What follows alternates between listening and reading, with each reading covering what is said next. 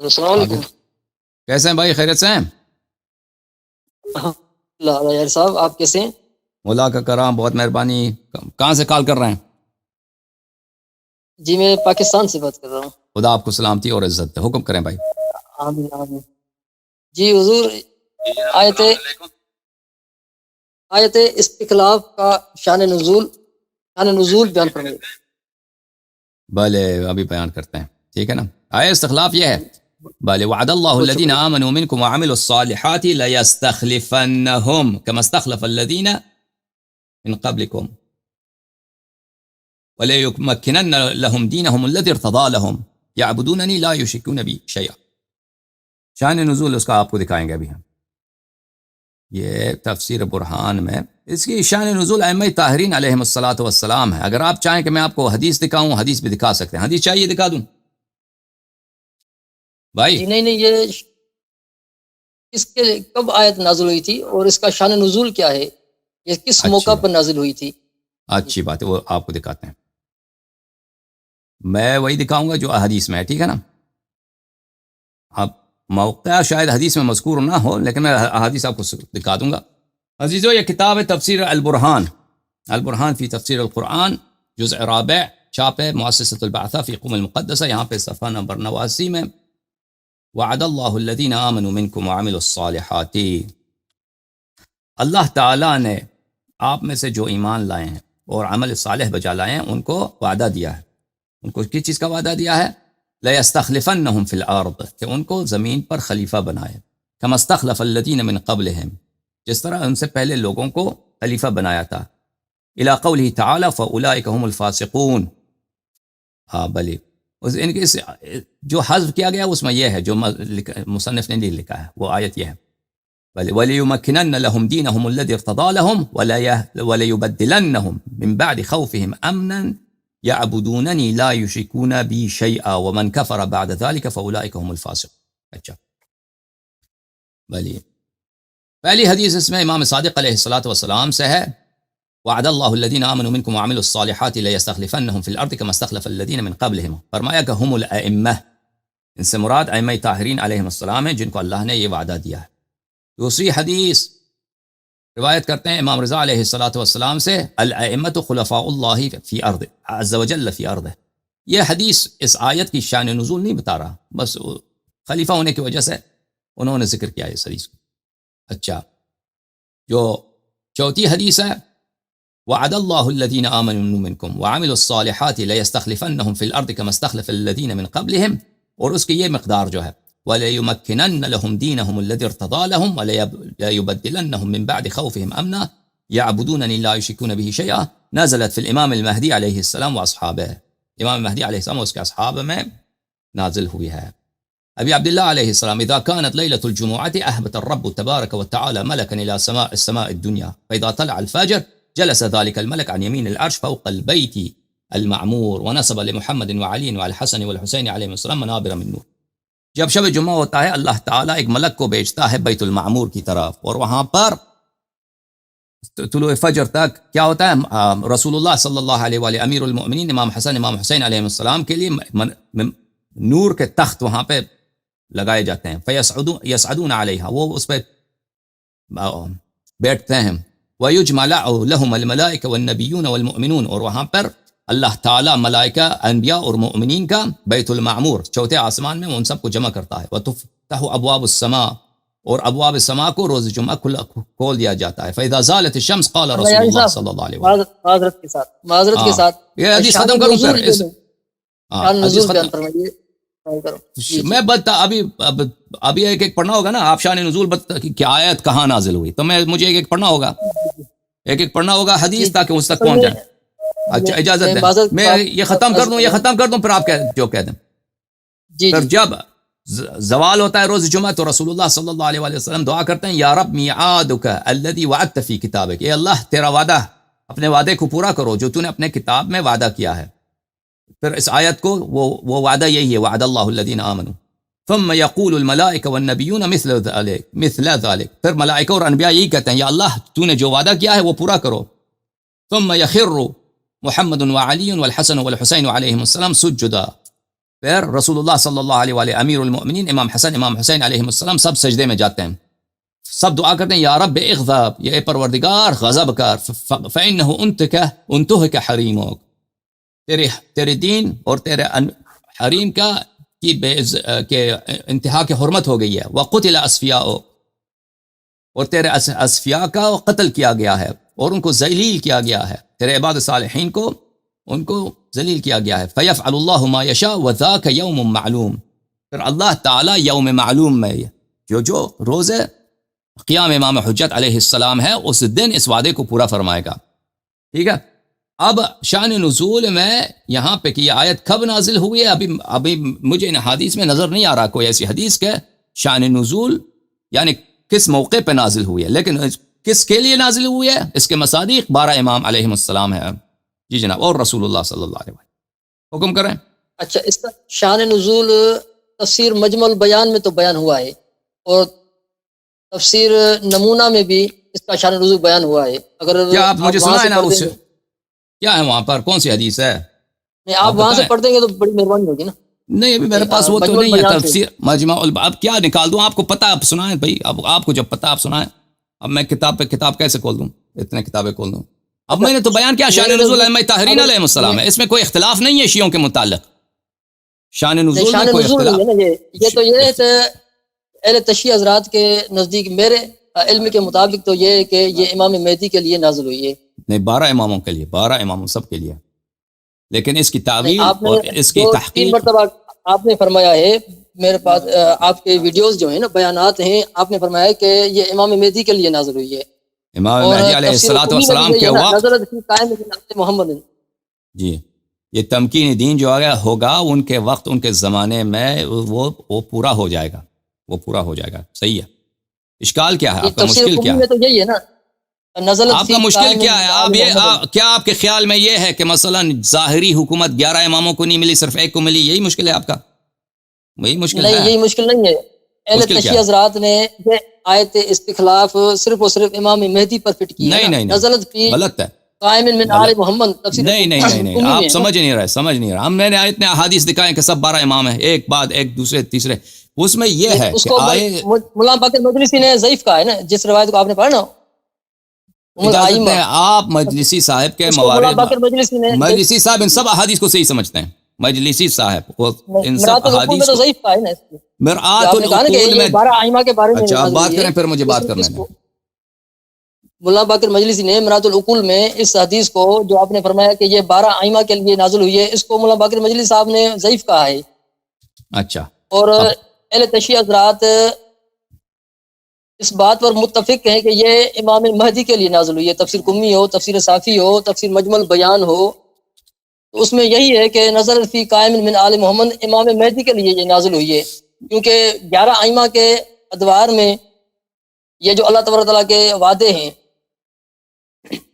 وَلَا يُبَدِّلَنَّ مِن بَعْدِ خَوْفِهِمْ أَمْنًا يَعْبُدُونَنِي لَا يُشْرِكُونَ بِي شَيْئًا وَمَنْ كَفَرَ بَعْدَ ذَلِكَ فَأُولَٰئِكَ هُمُ الْفَاسِقُونَ۔ دین کو تمکین وغیرہ 11 ائمہ کے ادوار میں تو نہیں ملی نا، اس لیے اہل تشیع حضرات کا یہ جو ہے اس پر اتفاق ہے کہ یہ امام مہدی کے لیے نازل ہوئی ہے۔ تفسیر قمی میں بھی واضح ہے، نزلت فی قائم من آل محمد، تفسیر صافی میں بھی یہی ہے، مجمع البیان میں بھی یہی ہے، اور ایک تفسیر کا مجھے نام یاد نہیں آ رہا، اس میں تو لکھا ہے کہ ائمہ طاہرین سے تواتر کے ساتھ مروی ہے کہ یہ آیت امام مہدی کے لیے نازل ہوئی ہے۔ اچھا اب ختم ہو گئی جی، بات اور آپ کی، اس آپ تفسیر جب ختم ہو جائے تو مجھے بتا دینا تاکہ میں بات کروں۔ جی، اور تفسیر نمونہ میں بھی یہی شان نزول لکھا ہے، اور تفسیر مجمع البیان میں بھی کہ صحابہ کرام کو مکی زندگی میں مسلسل تکالیف آ رہی تھی، اور جب وہ صحابہ کرام نے ہجرت کی، مدینہ آئے، تو وہاں بھی قریش نے پیچھا نہیں چھوڑا، مسلسل مصائب کی چکیوں میں صحابہ کرام پستے رہے، اور مدینہ میں تو منافقین بھی مل گئے تھے اور یہودی بھی مل گئے تھے، تو صحابہ کرام میں سے ایک صحابی نے کہا کہ آخر ہم کو کب امن نصیب ہوگا، تو اس پر یہ آیت نازل ہوئی۔ اللہ تبارک تعالیٰ نے وعدہ فرمایا کہ وہ میں شیعہ تمہیں کتاب ضرور زمین نقل میں کر رہے ہیں؟ خلافت دوں گا۔ جی، تفسیر نمونہ اور تفسیر مجمع البیان، اچھا اس پر یہ آیت نازل ہوئی کہ اللہ تبارک تعالیٰ نے ان سے وعدہ فرمایا کہ میں تمہیں زمین میں خلافت دوں گا اور تمہارے خوف کو امن میں تبدیل کر دوں گا، وَلَيُمَكِّنَنَّ لَهُمْ دِينَهُمُ الَّذِي ارْتَضَىٰ لَهُمْ، اور تمہارے اس دین کو جو اللہ تبارک تعالیٰ نے پسند فرمایا ہے اس کو تمکین دے گا. مجلسی نے تو 11 ائمہ کے اعتبار مجلسی نے اس حدیث کی تصحیح بھی کیا. نہیں، یہ اصول کافی میں نہیں ہے نا، اور مجمع البیان میں ہے. اچھی بات ہے. آپ اہل تشیع حضرات اس بات پر متفق ہے نا، اہل تشیع اور اہل سنت دونوں کہ آیت کا شان نزول یہی ہے. نہیں، آیت کا شان نزول جو ہے بات ختم کریں یہی پھر ہے. میں کہہ دوں گا نا. آپ بات ختم کریں. جی let me complete. Thank you. اہل تشیع حضرات اور اہل سنت اس بات پر متفق ہیں کہ آیت استخلاف کا شان نزول یہی ہے کہ ایک صحابی نے کہا کہ آخر ہم کو تکلیفوں سے چھٹکارا کب ملے گا، آخر ہمیں امن بھی نصیب ہوگا یا نہیں ہوگا. اس پر یہ آیت نازل ہوئی. اللہ تبارک و تعالیٰ نے فرمایا کہ وعد اللہ الذین آمنوا منکم وعملوا الصالحات لا یستخلفنہم فی الارض، میں تمہیں زمین میں خلافت دوں گا اور تمہیں امن ضرور دوں گا. یعنی ولا یبدلنہم من بعد خوفہم امنا، تمہارے خوف کو امن میں تبدیل کر دوں گا. یعنی ان کو خوف تھا، مکی زندگی میں خوف تھا، ہجرت کر کے آئے، مدینہ میں بھی ان کا پیچھا نہیں چھڑا جا رہا تھا، مسلسل تکالیف میں وہ صحابہ کرام زندگی بسر کر رہے تھے. آخر ایک صحابی کو کہنا پڑا کہ یا اللہ ہم کو کب نصیب ہوگا امن. تو اللہ تبارک نے فرمایا کہ وَلَا يُبَدِّلَنَّ مِن بَعْدِ خَوْفِهِمْ أَمْنًا، میں تمہارے خوف کو امن میں تبدیل کر دوں گا، تم گھبراؤ نہیں. ان کی تسکین کے لیے یہ آیت نازل ہوئی ہے. اور آپ کے 3-4 بیانات میں یہ بات موجود ہے ریکارڈ پر کہ آپ نے کہا ہے کہ یہ امام مہدی کے لیے نازل ہوئی ہے. جی. اور اللہ تبارک تعالیٰ نے جن کے یہ کہنے پر کہ یا اللہ ہمیں امن کب نصیب ہوگا، ان کے یہ کہنے پر اللہ نے آیت نازل کی کہ میں تمہیں ضرور زمین میں خلافت دوں گا، تم کو امن بھی دوں گا. تو یہ کیسے ہو سکتا ہے کہ جن کے کہنے پر آیت نازل ہوئی وہ تو مراد نہ ہو، اور 250 سال کے بعد جو شخصیت پیدا ہونے والی ہو یعنی امام مہدی صرف اور صرف وہ مراد ہوں؟ اگر اس آیت سے صرف اور صرف امام مہدی مراد ہوتے تو آیت کے نازل ہونے سے صحابہ کرام کو تسکین نہ ملتی، کیونکہ صحابہ نے کہا نا کہ ہمیں یا اللہ کب امن نصیب ہوگا، ہمیں تو امن نصیب ہو ہی نہیں رہا، ہم تو مسلسل خوف میں زندگی گزار رہے ہیں، ہمیں کب امن نصیب ہوگا. اللہ نے فرمایا کہ وَلَا يُبَدِّلَنَّهُم مِّن بَعْدِ خَوْفِهِمْ أَمْنًا، میں تمہارے خوف کو امن میں تبدیل کر دوں گا. اگر اس آیت سے مراد امام مہدی ہوتے صرف تو صحابہ کے لیے یہ آیت باعث تسکین نہ ہوتی. اور یہ جو ہے نا یہ تو بہت بڑا دجل و فریب ہو جائے گا نا معاذ اللہ کہ اللہ تبارک تعالیٰ آیت میں منکم کا لفظ استعمال کرے، یعنی خطاب کے سیغے استعمال کر کے. آپ اللہ کہہ رہے ہیں یہ تبارک حدیث مجمع البیان میں ہے. مجمع البیان میں جلد نمبر بتا سکتے ہیں؟ میں مجمع البیان میں دیکھ رہا ہوں، یہ حدیث مجھے نہیں نظر آ رہا. جی اسی آیت کے تحت سورہ نور آیت نمبر 55 کے تحت اس کا شان نزول لکھا ہے، اور سورہ تفسیر نمونہ میں بھی یہی شان نزول لکھا ہے. اسباب نزول میں تفسیر نمونہ کو تو چھوڑ دیں کہ تفسیر نمونہ تو وہ تو اب متاخرین کے وہ تو مصادر میں سے نہیں ہے. یہ تفسیر بھی مصادر میں سے نہیں ہے. آپ مجمع البیان بھی تب مصادر میں سے نہیں ہے. نمونہ کو تو چھوڑ دیں، نمونہ کی تو بات ہی نہ کریں. نمونہ کا بھی جو مصنف ابھی زندہ ہے، ٹھیک ہے نا. جی اہل تشیع کی تفسیر ہے نا، معتبر تفسیر ہے. 10 مجتہد ہونے او بھائی وہ اگر نقل ابھی ایک شخص ابھی ہمارے زمانے میں اگر کوئی حدیث نقل کرتا ہے تو مصادر سے نقل کرتا ہے نا، وہ تو خود تو شاہد نہیں ہے کہ لیکن شان نزول پر متفق ہیں سنی شیعہ. نہیں متفق نا. میں اب یہی عرض کر رہا ہوں کہ آپ ہمارے مصادر میں دکھا دیجئے کہ کہاں پہ یہ لکھا ہے کہ اس کا شان نزول صحابہ ہے. مجموع البیان میں دیکھ رہا ہوں، مجموع البیان میں نہیں ہے. آپ صفحہ نمبر بتائیں، میں وہ دکھا دوں کہ وہ ہے یا نہیں ہے. ٹھیک ہے نا. اجازت دیں میں 1-2 جملے عرض کروں. مجمع البیان میں وہ اکثر روایات بھی نقل کرتا ہے. وہ سب شیعہ روایت نقل نہیں کرتا، وہ مخالفین کی روایت بھی بہت نقل کرتا ہے. مجمع البیان ایسی کوئی حدیث کی کوئی روائی تفسیر نہیں ہے. مجمع البیان ایک اجتہادی تفسیر ہے. وہ اپنے آراء بتاتا ہے، اور اپنے آراء کے ذیل میں وہ کبھی شیعہ حدیث نقل کرتا ہے مصنف اس کا، اور کبھی وہ مخالفین کی حدیث نقل کرتا ہے. اس لیے کہ وہ مجمع البیان میں کوئی حدیث آیا ہے اس کا مطلب یہ نہیں کہ حتماً کوئی شیعہ حدیث ہے. وہ دیکھنا پڑے گا کہ اس صاحب مجمع جو 7ویں صدی میں رہتا تھا اس نے وہ کس کتاب سے نقل کیا ہے. آپ کہہ رہے ہیں اسی آیہ سورہ نور کے آیت نمبر 55 میں بھی میرے سامنے ہے، میں تو اس میں نہیں دیکھ رہا. بھائی اگر آپ کے پاس کوئی صفحہ نمبر ہے تو بتا دیں کہ میں وہ نکال دوں، دیکھ لیں کہ وہ کہاں پر ہے. تفسیر نمونہ میں بھی اسی کا حوالہ دیا ہے کہ مجمع البیان میں یہی شان نزول لکھا ہے. تفسیر نمونہ آیت نمبر 55 آپ نے خود مجمع البیان میں نہیں دیکھا؟ آپ نے خود مجمع البیان میں نہیں دیکھا؟ جی نہیں، میں نے تفسیر نمونہ میں دیکھا. اچھی بات ہے. ابھی آپ مزید کچھ کہنا ہے یا میں آپ کو کچھ جواب دے دوں، آپ کی خدمت عرض کروں؟ جی آپ شان نزول بیان فرما دیں اور اس پر کچھ ارشاد فرمائیں. اجازت ابھی آپ نے جو کہا ہے کہ مجلسی نے ان روایات کی تضعیف کی ہے، یہ ایک بہت بڑی غلط فہمی ہے جو ہمارے بھائی ہیں.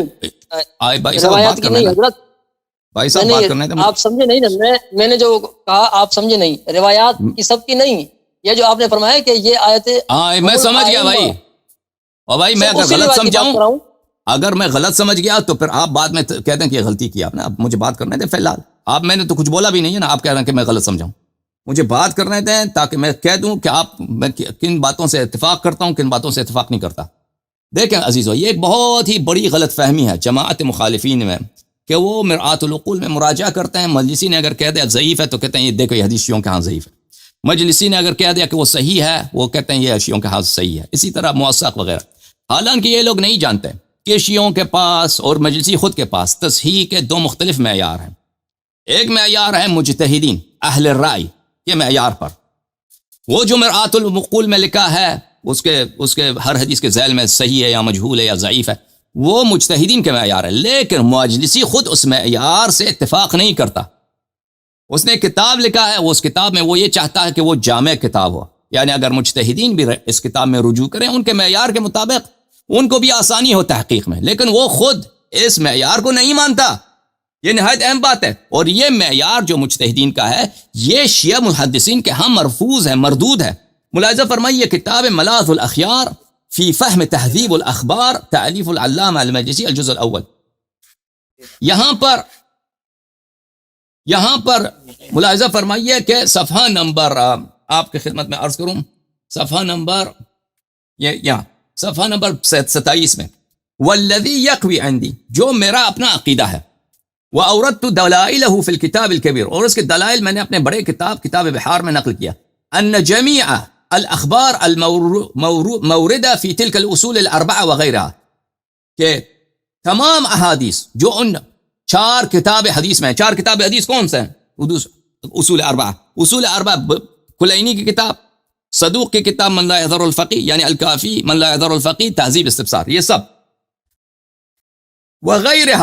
اور ان کے علاوہ جو تصنیفات ہیں صدوق کی، احمد ابن محمد ابن خالد برقی کی، صفار کی، حمیری کی، شیخ توسی کی اور مفید کی. وما تیسر لنا، اس کے علاوہ جو حدیث کی کتابیں میرے پاس آئی ہیں المذکورہ فی کتب الرجال، جن کا اسم کتب الرجال میں موجود ہے. وقد ادخلت اخبارہ فی کتاب البحار، ان سب کو میں نے کتاب بحار الانوار میں نقل کیا ہے. ٹھیک ہے نا. کلها مورد العمل، یہ سب صحیح ہیں. وأقوى من الأصول العقلية والاستحسانات والقياسات المتداولة بين بعض المتأخرين من الأصحاب. اور یہ احادیث ہمارے علماء کے اجتہاد سے زیادہ قابل اعتبار ہیں. یہ ایک بات. دوسری بات، خود کتاب مرآت العقول کے مقدمے میں مرحوم مجلسی رحمۃ اللہ علیہ یہ فرماتے ہیں، چاپ دار الکتب الاسلامیہ الجزء الاول، فرماتے ہیں صفحہ نمبر 22 میں، یہ صفحہ نمبر 22 ہے. وخلاصۃ القول، خلاصہ کلام یہ ہے، فی ذلک والحق عندی، احادیث کے متعلق خلاصہ کلام یہ ہے اور جو میرا اپنا عقیدہ ہے وہ یہ ہے شیعہ احادیث کے متعلق، ان وجود الخبر فی امثال تلک الاصول المعتبرہ، اگر کوئی حدیث اصول اصحاب ائمہ علیہم السلام سے مروی ہے، اصحاب ائمہ علیہم السلام یعنی جیسے کتاب کافی کہ پورا کافی اصحاب ائمہ علیہم السلام کے کتب سے مروی ہے، من لا يحضر الفقی وغیرہ، مما یورث الجواز العمل، یہ سب ثابت کرتا ہے کہ ایسے احادیث پہ عمل جائز ہے، یعنی یہ احادیث صحیح ہیں کیونکہ عمل صرف صحیح حدیث پہ ہوتا ہے. لیکن لابد من الرجوع الى الاسانید لترجیح بعضها على بعض عند التعارض. بلی فرماتے ہیں کہ لیکن اگر احادیث میں تعارض ہو جائے تو اس صورت میں صحیح کے مقابلے میں اصح کو لینا ہوگا، لیکن سب صحیح ہیں. اور بات ان کی بالکل درست ہے. یہ کتاب الاربعین ہے مرحوم مجلسی رحمہ اللہ علیہ کی، جز چاپ دار الکتب الاسلامی. یہاں پر ملاحظہ فرمائے الحدیث، آپ کی بات سمجھ گیا، اجازت دیں، اچھا سمجھ گئے تو پھر یہ نہ کہتے ہیں، اجازت دیں، پھر اجازت دیں، اگر سمجھ گئے یہ بات تو پھر ہمارے نزدیک جو آیا ہے، آیا یہ وعد اللہ الذین آمنوا منکم وعملوا الصالحات، اس کے متعلق بہت ساری احادیث ہیں، ایک حدیث نہیں ہے، بہت ساری احادیث ہیں. آپ نے مجھے پڑھنے نہیں دیا. کہ اس کا شان نزول 12 امام ہے، اس کہ اللہ نے وعدہ دیا ہے کہ 12 اماموں کو زمین کا اللہ کے خلافت ملے گی اور زمین پہ ان کو حکومت ملے گی. یہ 12 اماموں کے لیے ہے، لیکن اس حکومت کا آغاز کب ہوگا؟ اس حکومت کا آغاز امام عصر علیہ الصلوۃ والسلام کے ظہور کے وقت ہوگا. ٹھیک ہے نا؟ آپ کہتے ہیں شیعوں کا اور مخالفین کا اتفاق ہے کہ یہ صحابہ کے لیے نازل ہے. یہ جھوٹ ہے، ایک تہمت، ایک بہتان ہے. کہتے ہیں تفسیر نمونہ میں، تفسیر نمونہ کا اجازت دیں، مجھے بات کرنے دیں بھائی، مجھے بات کرنے دیں. تفسیر نمونہ میں لکھا ہے، تفسیر نمونہ کے مصنف کو میں جانتا ہوں، میں ان کو قریب سے دیکھا ہے میں نے. وہ کوئی محترم انسان نہیں ہے. یہ انہی علماء میں سے ہیں جن کی وجہ سے دین، ہمارا مذہب پوری دنیا میں بدنام ہو چکی ہے. ہمارے نوجوان جو ہیں دین کی طرف انہوں نے پیٹ پھیر لیا ہے. یہ انہی علماء میں سے ایک صاحب تفسیر نمونہ ہے. پھر اگر چل مان لیتے ہیں اچھے آدمی ہیں، نیک آدمی، تفسیر نمونہ کہاں سے روایت کریں گے؟ وہ ابھی زندہ ہے، اس کا مصنف قم میں رہتا ہے، وہ مصادر میں سے نہیں ہے. آپ کو حوالہ دینا ہوگا مصادر سے. آپ کہتے ہیں کتاب مجمع البیان، کتاب مجمع البیان مصادر میں سے نہیں ہے. مجمع البیان کہاں سے روایت کرتا ہے؟ اکثر مجمع البیان میں روایتیں ایسی بہت ہیں جو مخالفین کی احادیث و نقل کرتا ہے. تو آپ اگر کہتے ہیں مجمع البیان میں یہ حدیث ہے، مجھے آپ صفحہ نمبر دکھائیں، میں دکھاتا ہوں کہ یہ حدیث جو ہے اس کی کیا ویلیو ہے. لیکن مجمع البیان میں جو حدیث ہے وہ یہی ہے کہ یہ حدیث امام عصر علیہ الصلوۃ والسلام کے متعلق ہے. اگر آپ مجھے اجازت دیں میں مجمع البیان بھی دکھا دوں گا آپ کی خدمت میں. تو یہ ادعا کرنا شیعوں کے خلاف کہ یہ حدیث شیعہ اور مخالفین آپ نے خود کہا نا کہ امام مہدی کے لیے بارے میں نازل ہوئی ہے، مجمع البیان میں ہے کہ امام مہدی کے لیے نازل ہوئی ہے. بالکل 12 امام اور امام مہدی علیہ السلام ان میں شامل ہیں. ٹھیک ہے، آپ ہماری بات کے مطلب کو نہیں سمجھتے. مجمع البیان میں کیا ہے؟ مجمع البیان میں یہی ہے نا کہ امام مہدی کے لیے نازل ہوئی ہے. آپ تو کہہ رہے تھے کہ مجمع البیان میں لکھا ہے صحابہ کے لیے نازل ہوئی ہے نا. شان نزول کی بات کر رہا ہوں میں. شان نزول 12 امام ہیں، 12 امام، اس میں امام مہدی علیہ الصلوۃ والسلام بھی شامل ہیں. لیکن میں آپ سے ایک سوال کرتا ہوں، آپ کے ذہن میں مجھے پتہ ہے کیا چیز ہو سکتا ہے، میں احتمال دیتا ہوں کیا چیز ہے. کیا آپ رجعت کے عقیدے سے واقف ہیں؟ جی. اچھا، تو مشکل کیا ہے؟ آپ نے اشارہ فرما دیا تھا اس دن اشارہ فرمایا تھا کہ 11 ائمہ کو خلافت جو ہے زمینی خلافت جس کا اللہ تبارک تعالیٰ نے وعدہ کیا ہے، لَيَسْتَخْلِفَنَّهُمْ فِي الْأَرْضِ، یہ رجعت کے بعد اللہ تبارک تعالیٰ ان کو انشاءاللہ خلافت دے گا. آپ کے یہ الفاظ ہیں، یہ ویڈیو موجود ہے ہمارے پاس. آپ نے کہا کہ انشاءاللہ 11 ائمہ کو زمینی خلافت رجعت کے بعد ملے گی. یعنی ابھی تک زمینی خلافت 12 ائمہ میں سے کسی ایک کو بھی نہیں ملی. جی، حکومت نہیں ملی ان کو، تمکین زمین میں تمکین نہیں ملی ان کو. جی ہاں، تمکین نہیں ملی، خلافت بھی نہیں ملی نا ابھی تک، زمینی خلافت. تو شان نزول اس کا اگر آپ بیان فرما دیں گے تو بڑی مہربانی ہوگی. شان نزول اگر کسی کتاب سے میں نے اپنے احادیث دکھائی ہیں، احادیث میں کفایت ہے، جو میں نے دکھائی اس میں مشکل کیا؟ شان نزول یہی ہے، 12 امام ہیں. اتنے احادیث دکھائیں، 12 امام. آپ نے فرمایا خود، آپ کا ویڈیو موجود ہے، آپ نے کہا ہے کہ شان نزول سے روگردانی کرنا یہ جہالت اور حماقت ہے، یہ نادانی ہے. آپ نے خود کہا کہ شان نزول سے روگردانی کرنا، کیونکہ شان نزول سب کچھ بتاتا ہے، اس سے سیاق و سباق سے اصل حقیقت معلوم ہو جاتی ہے. آپ نے کہا کہ شان نزول سے روگردانی کرنا یہ جہالت ہے. اب شان نزول کیا ہے؟ تو اگر آپ یہ سمجھتے ہیں بھائی، اگر آپ آپ کا فکر میں یہ ہے کہ کوئی شیعہ حدیث ہے اس آیت کے متعلق کہ میں اس کو چھپا رہا ہوں، تو آپ بسم اللہ کریں، وہ حدیث میں دکھائیں. اجازت دیں، مجھے بات کرنے دیں پلیز، مجھے بات کرنے دیں. جو آپ کے ذہن میں پتہ نہیں شان نزول کی کیا ڈیفینیشن ہے. ایک دفعہ شان نزول سے یہ مراد ہوتا ہے کوئی واقعہ پیش آتا ہے، اس واقعے کے وقت وہ حدیث، وہ آیہ نازل ہوتی ہے، اس کو شان نزول کہتے ہیں. اگر آپ کا مراد یہ ہے کہ کوئی ایسا واقعہ ہوا، مثلا سوال جواب ہوا ہے، جنگ ہوا ہے، کچھ ہوا ہے، یہ آیت نازل ہوئی ہے، شیعہ کتب میں اگر کوئی ایسی حدیث ہے میں اس کو چھپا رہا ہوں، تو آپ اس کو نشاندہی کریں. ٹھیک ہے نا؟ جو ہمارے پاس، اجازت دیں، بات کرنے دیں بھائی، بات کرنے دیں. میں اس کسی مطلب کو میں نہیں چھپا رہا. میرے پاس جو احادیث ہیں میں نے ان میں سے کچھ کو آپ کو دکھایا ہے. ہمارے نزدیک میرے ذہن میں بھی کوئی ایسی حدیث نہیں ہے کہ میں آپ کو دکھاؤں کہ مثلا فلان واقعہ پیش آیا، اس واقعے میں یہ آیت نازل ہوئی. ابھی میرے پاس اس طرح نہیں ہے، میں دیکھ لوں گا مزید، کیونکہ احادیث متعدد ہیں. اگر آپ کے پاس شیعہ کتب میں کوئی ایسی حدیث ہے تو بسم اللہ کریں، اس کو بتا دیں، میں ضرور پڑھوں گا. لیکن ہمارا جو متفق علیہ، روایت بعد روایت بعد روایت، اس حدیث کی کس کے متعلق یہ حدیث، یہ آیہ نازل ہوئی ہے. شان نزول اس کا مطلب یہ ہے کہ حدیث کی اس حدیث کا مصداق، اس آیت کا مصداق کون ہے؟ کن کے شان میں یہ آیت نازل ہوئی؟ وہ 12 امام علیہ الصلوۃ والسلام ہے. ایک آیت، ایک حدیث نہیں، میں نے کئی حدیث آپ کو دکھایا ہے. اگر آپ کے پاس کوئی حجت ہے، جیسے میں مثلا کوئی حدیث لاتا ہوں آپ کی کتب سے، آپ کے پاس کوئی حدیث ہے شیعہ کتب سے، تفسیر نمونہ کو ذکر نہ کریں، تفسیر نمونہ کی کوئی ویلیو نہیں ہے بھائی. آپ مصادر میں سے، شیعہ مصادر میں سے، چاہے مجموع البیان ہی کو کہہ دیں، اس میں سے مجھے صفحہ نمبر بتا دیں، میں آپ کو میں کھول دیتا ہوں کہ دیکھیں کہ یہ صحابہ کے لیے نازل ہوا یا اہل بیت علیہ السلام کے لیے. حکم کریں بھائی. جی تفسیر نمونہ کی بات نہیں کر رہا، انہوں نے اپنی تفسیر میں جس کا حوالہ دیا ہے 4 تفاسیر ہیں: تفسیر اسباب نزول، تفسیر فی ظلال، تفسیر مجمل بیان اور تفسیر قرطبی. یعنی دیکھیں اب یہ 4 تفاسیر جو ہے نا، تفسیر اسباب النزول شیعہ تفسیر نہیں ہے، واحدین شابوری کی تفسیر نہیں ہے نا، ہاں شیعہ نہیں ہے، سنی کتاب ہے نا. تفسیر شیعہ نہیں ہے، تفسیر الضلال، انہوں نے اتفاق. الضلال جو ہے وہ سید قطب کی ہے، وہ شیعہ تفسیر نہیں ہے. مجمع البیان وہ شیعہ تفسیر ہے، لیکن میں نے دیکھا اس میں یہ حدیث نہیں ہے. اور کون سے بتایا آپ نے؟ چوتھی قرطبی، وہ تو شیعہ نہیں ہے. نہیں شیعہ نہیں ہے، لیکن صاحب تفسیر نمونہ نے اتفاق نقل کیا ہے کہ اہل تشیع و اہل سنت اس بات نہیں. اگر اس نے یہ کہا تو غلط کہا، اس نے کہا تو اس کی غلطی ہے. میں نہیں سمجھتا کہ اس نے کہا ہے. میں آپ کی بات پہ بہت شک کرتا ہوں. اس نے نہیں کہا تفسیر نمونہ میں یہ بات لکھا ہو کہ شیعہ اور مخالفین کا یہ اتفاق ہے کہ اس کا شان نزول صحابہ ہیں. میں اس بات سے بہت اختلاف کرتا ہوں کہ اس نے ایسا جملہ کہا ہو. فرض کرتے ہیں کہا بھی ہو نا، کہا اس کی بات اس کے اپنے حجت نہیں ہے. آپ کے لیے نہیں ہے 12 امام اس کے شان نزول، اس کے شان نزول شان نزول تو یہ نہیں ہوتا نا. شان نزول تو کوئی واقعہ ہوتا ہے، کوئی واقعہ پیش آیا، اس واقعہ بھی میرے ذہن، ابھی میرے پاس جو احادیث میں نے دیکھے اس میں یہ واقعہ نہیں ہے کہ یہ آیت کب کہاں نازل ہوئی. اگر آپ کے پاس ہے تو دکھائیں.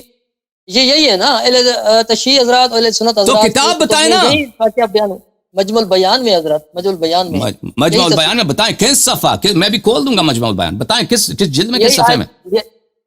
یہی آیت. ٹھیک ہے، پھر آپ خاموش ہو جائیں، میں آیت 2 کھول دوں، کیونکہ مجمع البیان میں آپ کو پتہ ہے اس کے 10 جلد ہیں، وہ دیکھنے میں، اس کو کھولنے میں ٹائم لگتا ہے. ٹھیک ہے نا. میرے پاس جو ہے وہ سافٹ ویئر ہے، لیکن میں اس میں دکھاؤں گا آپ کو جو PDF ہے، تاکہ آپ نہ کہہ دیں کہ میں نے دوسرا عرض کر لوں آپ سے. ٹھیک ہے، آپ اجازت دیں، آپ خاموش ہو جائیں، میں کھولتا ہوں. جی جب تک میں دوسرا عرض کر لوں نا آپ سے. نہیں پھر وہ بات پہ بات نکل جائے، ایک بات کو ختم ہونے دیں پھر دوسری بات. ٹھیک ہے عزیزو، دیکھتے ہیں سورہ مجمع البیان میں کیا لکھا ہے. مجمع البیان فی تفسیر القرآن.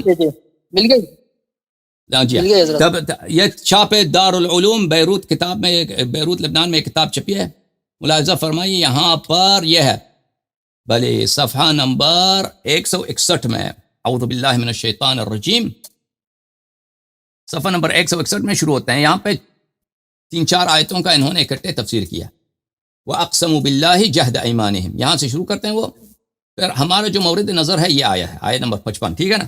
اب اس میں دیکھتے ہیں کہ بلی وعن ابی بن کعب لما قدم رسول اللہ صلی اللہ علیہ وآلہ وسلم، ابی بن کعب سے روایت ہے کہ رسول اللہ صلی اللہ علیہ وآلہ وسلم اور اس کا اصحاب مدینہ آئے. وآوتهم الانصار، انصار نے ان کو پناہ دی. رمتهم العرب عن قوس واحدہ، عرب نے ان کو سب کو ایک ہی تیر سے نشانہ بنایا، ایک ہی کمان سے ان کو نشانہ بنایا. وَكَانُوا لَا يَبِيتُونَ إِلَّا مَعَ الصَّلَاحِ، اور وہ رات کو نہیں سوتے تھے مگر ویپنز کے ساتھ. وَلَا يَسْبَحُونَ إِلَّا فِيهِ، اور صبح بھی اٹھتے تھے تو سلاح ان کے پاس ہوتا تھا. فَقَالُوا تَرَوْنَ أَنَّا نَعِيشُ حَتَّى نَبِيتَ آمِنِينَ مُطْمَئِنِّينَ، تو صحابہ نے کہا کہ دیکھ لو ایک وقت آئے گا کہ ہم سوئیں گے تو مطمئن ہوں گے اور امن و امان میں ہوں گے. لَا نَخَافُ إِلَّا اللَّهِ، اللہ سے کبھی ہمارا خوف نہیں ہوگا. فنزلت هذه الآیہ، اور یہ اس آیت کا اس وقت نزول ہوا. دیکھیں یہ ابی بن کعب سے روایت ہے، اس کی کوئی نہ سند نہ کچھ بھی نہیں ہے. اس سے پہلے دیکھیں، اس سے پہلے اس کا کوئی سند نہیں ہے. قال مقاتل یعنی بنی اسرائیل، کوئی سند کچھ بھی نہیں ہے. ٹھیک ہے نا. یہ اس طرح تو آپ نہیں کہہ سکتے کہ وہ شیعہ حدیث ہے. مجمع البیان نے روایت کیا لیکن اس نے نہیں کہا کہ یہ شیعہ حدیث ہے. بھلے اچھا آپ کے نزدیک کیا شان نزول ہے؟ کوئی تو ہونا چاہیے نا. یہ اہل سنت کے نزدیک ایک منٹ اس میں جو بھلے وعن المقداد بن الاسود عن رسول الله صلى الله عليه واله، مقداد نے روایت کی رسول اللہ صلی اللہ علیہ وآلہ وسلم سے، لا يبقى على الارض بيت مدر ولا وبر الا ادخله الله تعالى كلمة الاسلام بعز عزيز او ذل ذلیل، کہ دنیا ایک وقت آئے گا کہ اللہ تعالیٰ زمین پہ اب بھلے کوئی گھر ایسا نہیں رہے گا کہ اللہ تعالیٰ اس میں اسلام کو داخل نہ کریں. بھلے اچھا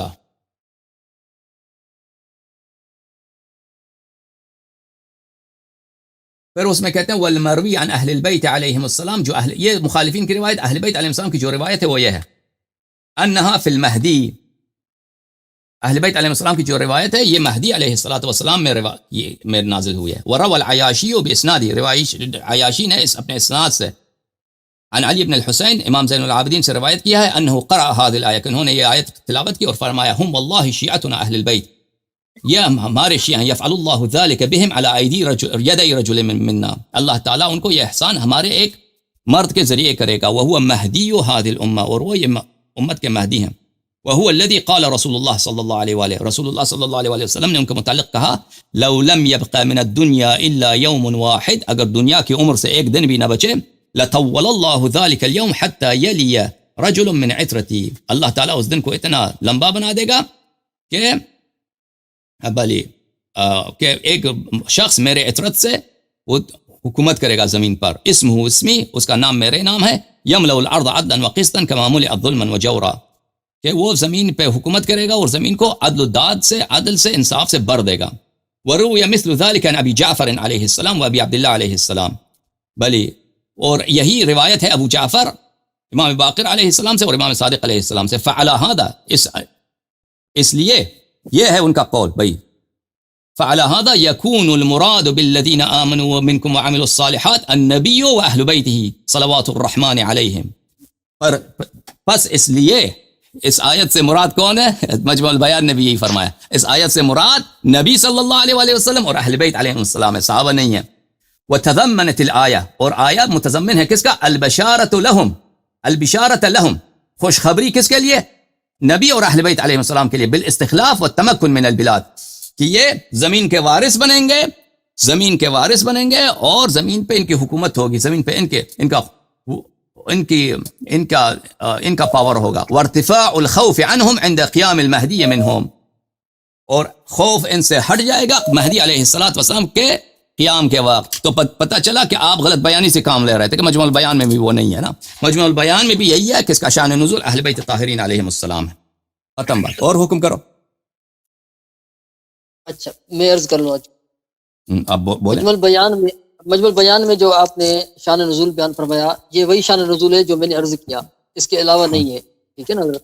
اور اس کا اپنا رائے نہیں ہے نا، اس کو رد بھی کیا، اس کو وہ بھی بتا دیتے ہیں کہ اس نے رد کیا، اس نے مخالفین کی حدیث نقل کیا اور اس کو رد بھی کیا اور کہا کہ ہماری یہ شیعوں کا عقیدہ نہیں ہے. تشیع حضرات کے نزدیک اس کا شان نزول تو ہونا چاہیے نا، آپ نے شان نزول تو نہیں بیان فرمایا، آپ نے فرمایا کہ یہ ائمہ اہل بیت کے بارے میں نازل ہوئی ہے، لیکن شان نزول کیا ہے، واقعہ کیا پیش آیا تھا جو یہ آیت نازل ہوئی؟ اگر ہمارے پاس نہیں ہے، بہت سارے آیات ہیں، بہت سارے آیات ایسے ہیں کہ وہ کہاں دن پہ نازل ہوئے ہیں یا رات کو نازل ہوئے ہیں، مکے میں نازل ہوئے ہیں یا مدینے میں نازل ہوئے ہیں، وہ کس واقعے میں نازل، بہت سارے آیات ایسے میں نہیں معلوم، آپ وہ کسی کو نہیں معلوم، وہ صرف اللہ اور رسول صلی اللہ علیہ وآلہ و اہل بیت علیہ السلام کو معلوم ہے. یہ ہمارا ادعا نہیں ہے کہ قرآن میں 6600 سے زیادہ یا 6200 سے زیادہ جو آیات ہیں ان سب آیات کا ہمیں معلوم ہے کہ یہ کہاں پہ نازل ہوئے ہیں، کس طرح نازل ہوئے ہیں. بعض کا ہمیں معلوم ہے، بعض کا نہیں معلوم. ہاں اگر نہیں معلوم تو وہ ہم کہہ دیتے ہیں کہ ہمیں نہیں معلوم وہی، لیکن ہم نے کبھی ادعا نہیں کیا کہ ہر آیت کا ہمیں معلوم ہے کہ یہ کہاں پر، کس موقع پر، کس لیے نازل ہوا، ہم نے ادعا کبھی نہیں کیا یہ. اچھا حضرت، اس آیت میں 2 ماضی کے صیغے استعمال ہوئے ہیں، آمنو عملوا الصالحات، جو ایمان لا چکے تھے اس وقت جب آیت نازل ہوئی اور اعمال صالح کر چکے تھے. اور اللہ تبارک تعالیٰ نے اس آیت میں منکم کا لفظ استعمال فرمایا ہے اور یہ صیغہ خطاب ہے، یعنی تم میں سے جو لوگ ایمان لائے اور نیک اعمال کیے، لَيَسْتَخْلِفَنَّهُمْ فِي الْأَرْضِ، ضرور بضرور ان کو زمین میں خلافت دے گا. اب اللہ تبارک تعالیٰ نے ماضی کے صیغے استعمال فرمائے، یعنی یہ وعدہ ان سے کیا جا رہا ہے نا جو. اچھا پہلی بات ہے اس سے پہلے کہ ہم آگے بڑھیں، پہلے بات کرنے دیں پلیز، لیٹ می کمپلیٹ حضرت. جی بالکل. आमनु व अमल सालिहात, जो ईमान ला चुके थे और नेक अमाल कर चुके थे। और अल्लाह तबारक तआला ने इस आयत में लफ्ज़ मिनकुम इस्तेमाल फरमाया, यानी हाजरीन से खिताब किया जा रहा है, तुम में से जो लोग ईमान लाए और नेक अमाल किए ज़रूर बज़रूर उनको ज़मीन में खिलाफत देगा। यानी अल्लाह तबारक तआला एक आयत में सीगाए खिताब इस्तेमाल करके सहाबा किराम को मौजूदा जो उस आयत के नुज़ूल के वक्त मौजूद थे उनसे खिताब कर रहा है कि मैं तुमको ज़मीन में खिलाफत दूंगा और तुम्हारे अमन को, तुम्हारे खौफ को अमन में तब्दील कर दूंगा। यानी सीगाए खिताब इस्तेमाल करके भी अल्लाह तबारक व तआला उनमें से किसी एक बंदे को भी खिलाफत ना दे और खिलाफत दे उसको जो 250 साल के बाद पैदा हो। तो क्या किसी भी दुनिया की किसी भी लुगत में ऐसी मिसाल मिल सकती है कि सीगे तो मुखातिब के इस्तेमाल किए जाएं लेकिन मुखातिबीन में से एक शख्स भी मुराद ना हो, तो ये दजल व फरेब हो जाएगा माज़अल्लाह। अल्लाह तबारक व तआला जिनसे खिताब कर रहा है कि वअदल्लाहु लज़ीना आमनू मिनकुम, तुम में से जो ईमान लाए और नेक अमाल किए। तो सहाबा किराम तो यही समझेंगे कि हमसे खिताब किया जा रहा है, हमें से किसी को खिलाफत मिलेगी। तो अल्लाह तबारक तआला ने उनमें से किसी एक को भी खिलाफत ना दी। अगर इनसे अल्लाह तबारक तआला ने इनमें से किसी एक को भी खिलाफत ना दी तो किताब का सीगा क्यों इस्तेमाल फरमाया? एक बात। दूसरी बात, अगर हम अपनी तरफ से अपनी जेब से निकाल कर कहते तो ये हम पर एतराज बन सकता था। ये नहजुल बलागा खुतबा नंबर 144 144 में जब सैयदना उमर फारूक जंग फारस में मौलाए कायनात से मशवरा लेने आए, उसका जवाब दे चुके हैं। उसका जवाब सुने ना, अर्ज सुने सर। नहीं, आप गैर मुर्तबित बात जिक्र कर रहे हैं ना, और भाई फिर हमें वो पूरा फिर दिखाना होगा कि ये क्यों ज़ईफ है।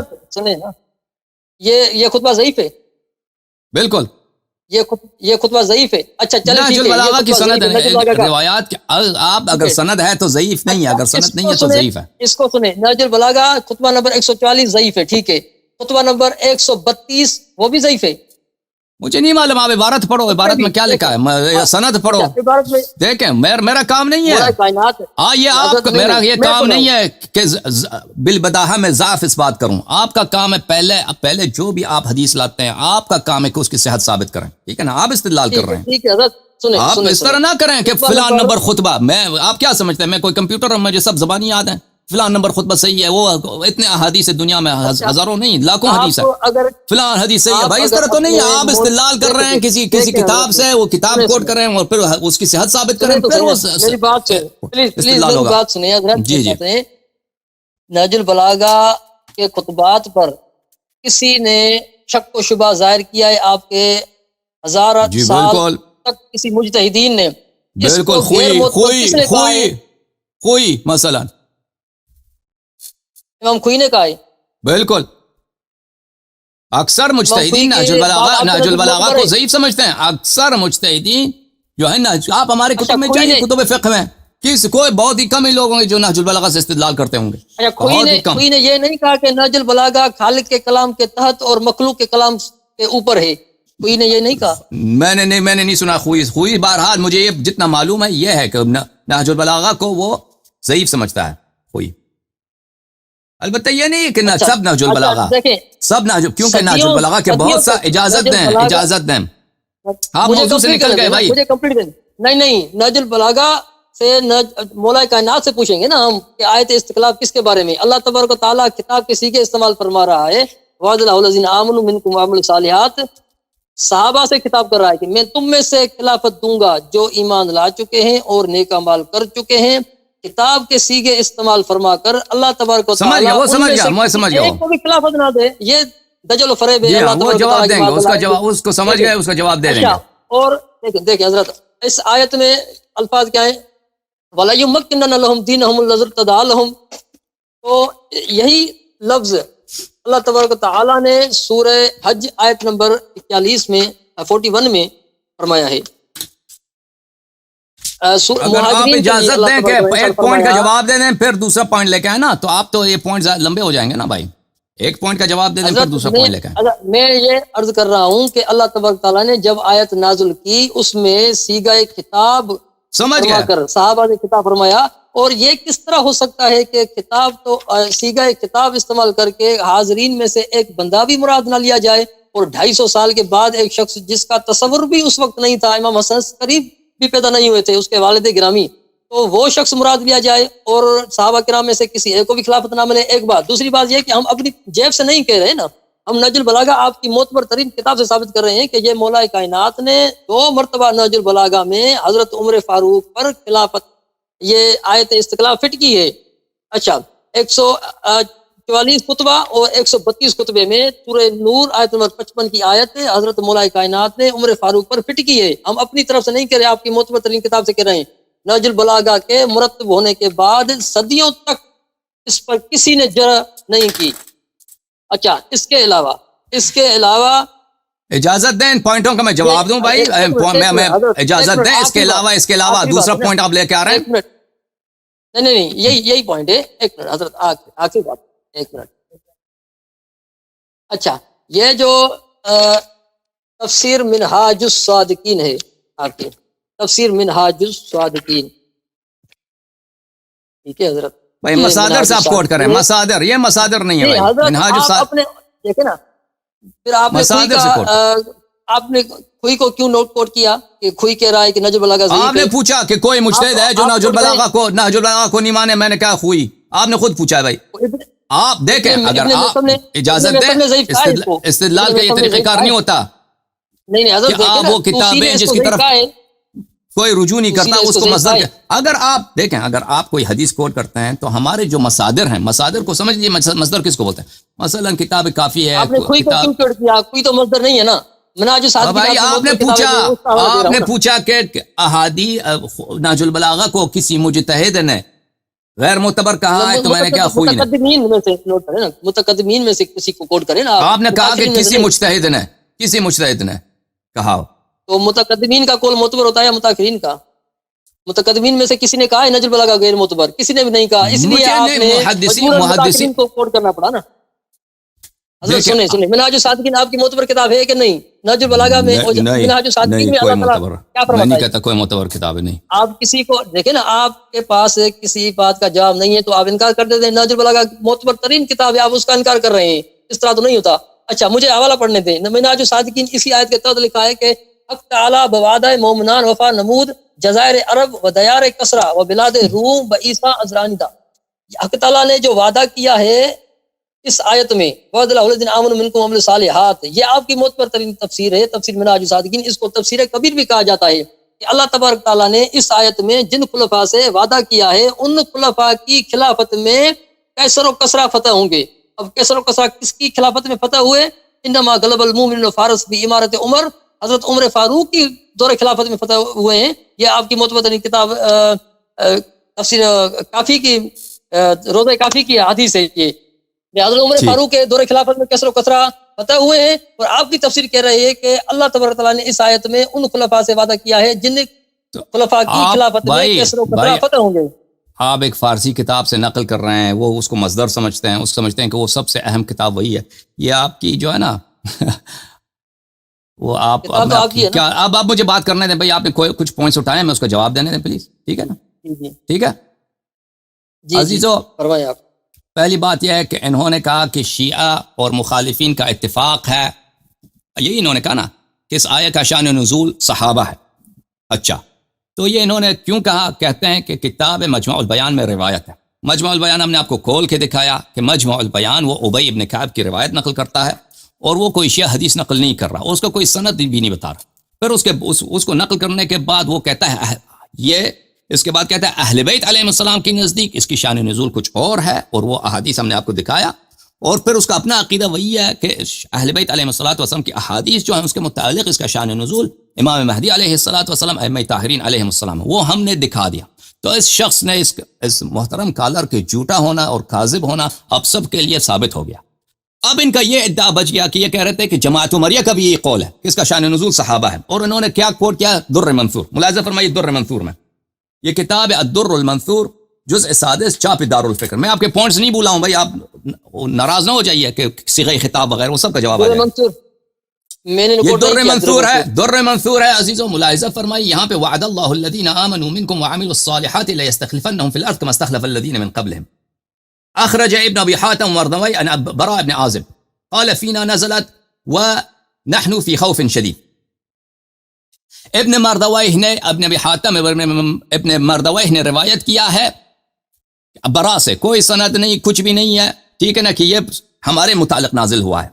اور عبد ابن حمید اور ابن ابی حاتم نے ابو عالیہ سے روایت کیا ہے، کوئی سند نہیں ہے، یہ حدیث صحیح ہے، کیا ہے اس سند تو دکھاؤ، ٹھیک ہے نا، کہ وہ وہی جو میں نے کہاں سے روایت کیا ہے، وہ میں نے جو آپ کو کتاب ہے مجمع البیان سے روایت کی ہے کہ بھئی صحابہ مکے میں تھے، پھر مدینہ آیا، پھر وہی وہ ڈرتے تھے، سلاح ساتھ لیتے تھے، پر انہوں نے کہا کہ کب ہم امن میں رہیں گے، تو اس وقت جو ہے آیہ نازل ہوا ہے وعد اللہ الذین آمنوا منکم وعملوا الصالحات. تو اس کا بھی ان کے نزدیک یہ کہتے ہیں ہمارا اجماع ہے. تو اور میں نے جو احادیث نقل کی کتاب کافی سے وغیرہ وغیرہ، مجمع البیان، وہ کتاب ہے البرہان فی تفسیر القرآن، وہ مجمع البیان وہ کہاں سے نقل کر رہا ہے، کافی وغیرہ سے نقل کر رہا ہے وہ روایہ، وہ جو ہمارے نزدیک صحیح ہے. تم نے کہا کہ اس کو مجلسی نے ضعیف قرار دیا، میں نے آپ کو قول دکھا دیا کہ مجلسی کے نزدیک یہ سب احادیث صحیح ہیں الحمدللہ رب العالمین. اب ہم آپ سے مطالبہ کرتے ہیں کہ آپ دکھائیے، کہ آپ کہتے ہیں یہ آیت کا شان نزول صحابہ ہیں، آپ اپنی صحیح حدیث دکھائیے کہ اس کا شان نزول صحابہ ہے. ہم سے مانگتے ہو، ہم نے دکھا دیا صحیح حدیث، اب تم دکھاؤ، ٹھیک ہے نا، کہ تمہارے مذہب میں اس کا کوئی ہے. میں آپ کو دکھاتا ہوں اسی کتاب میں، کتاب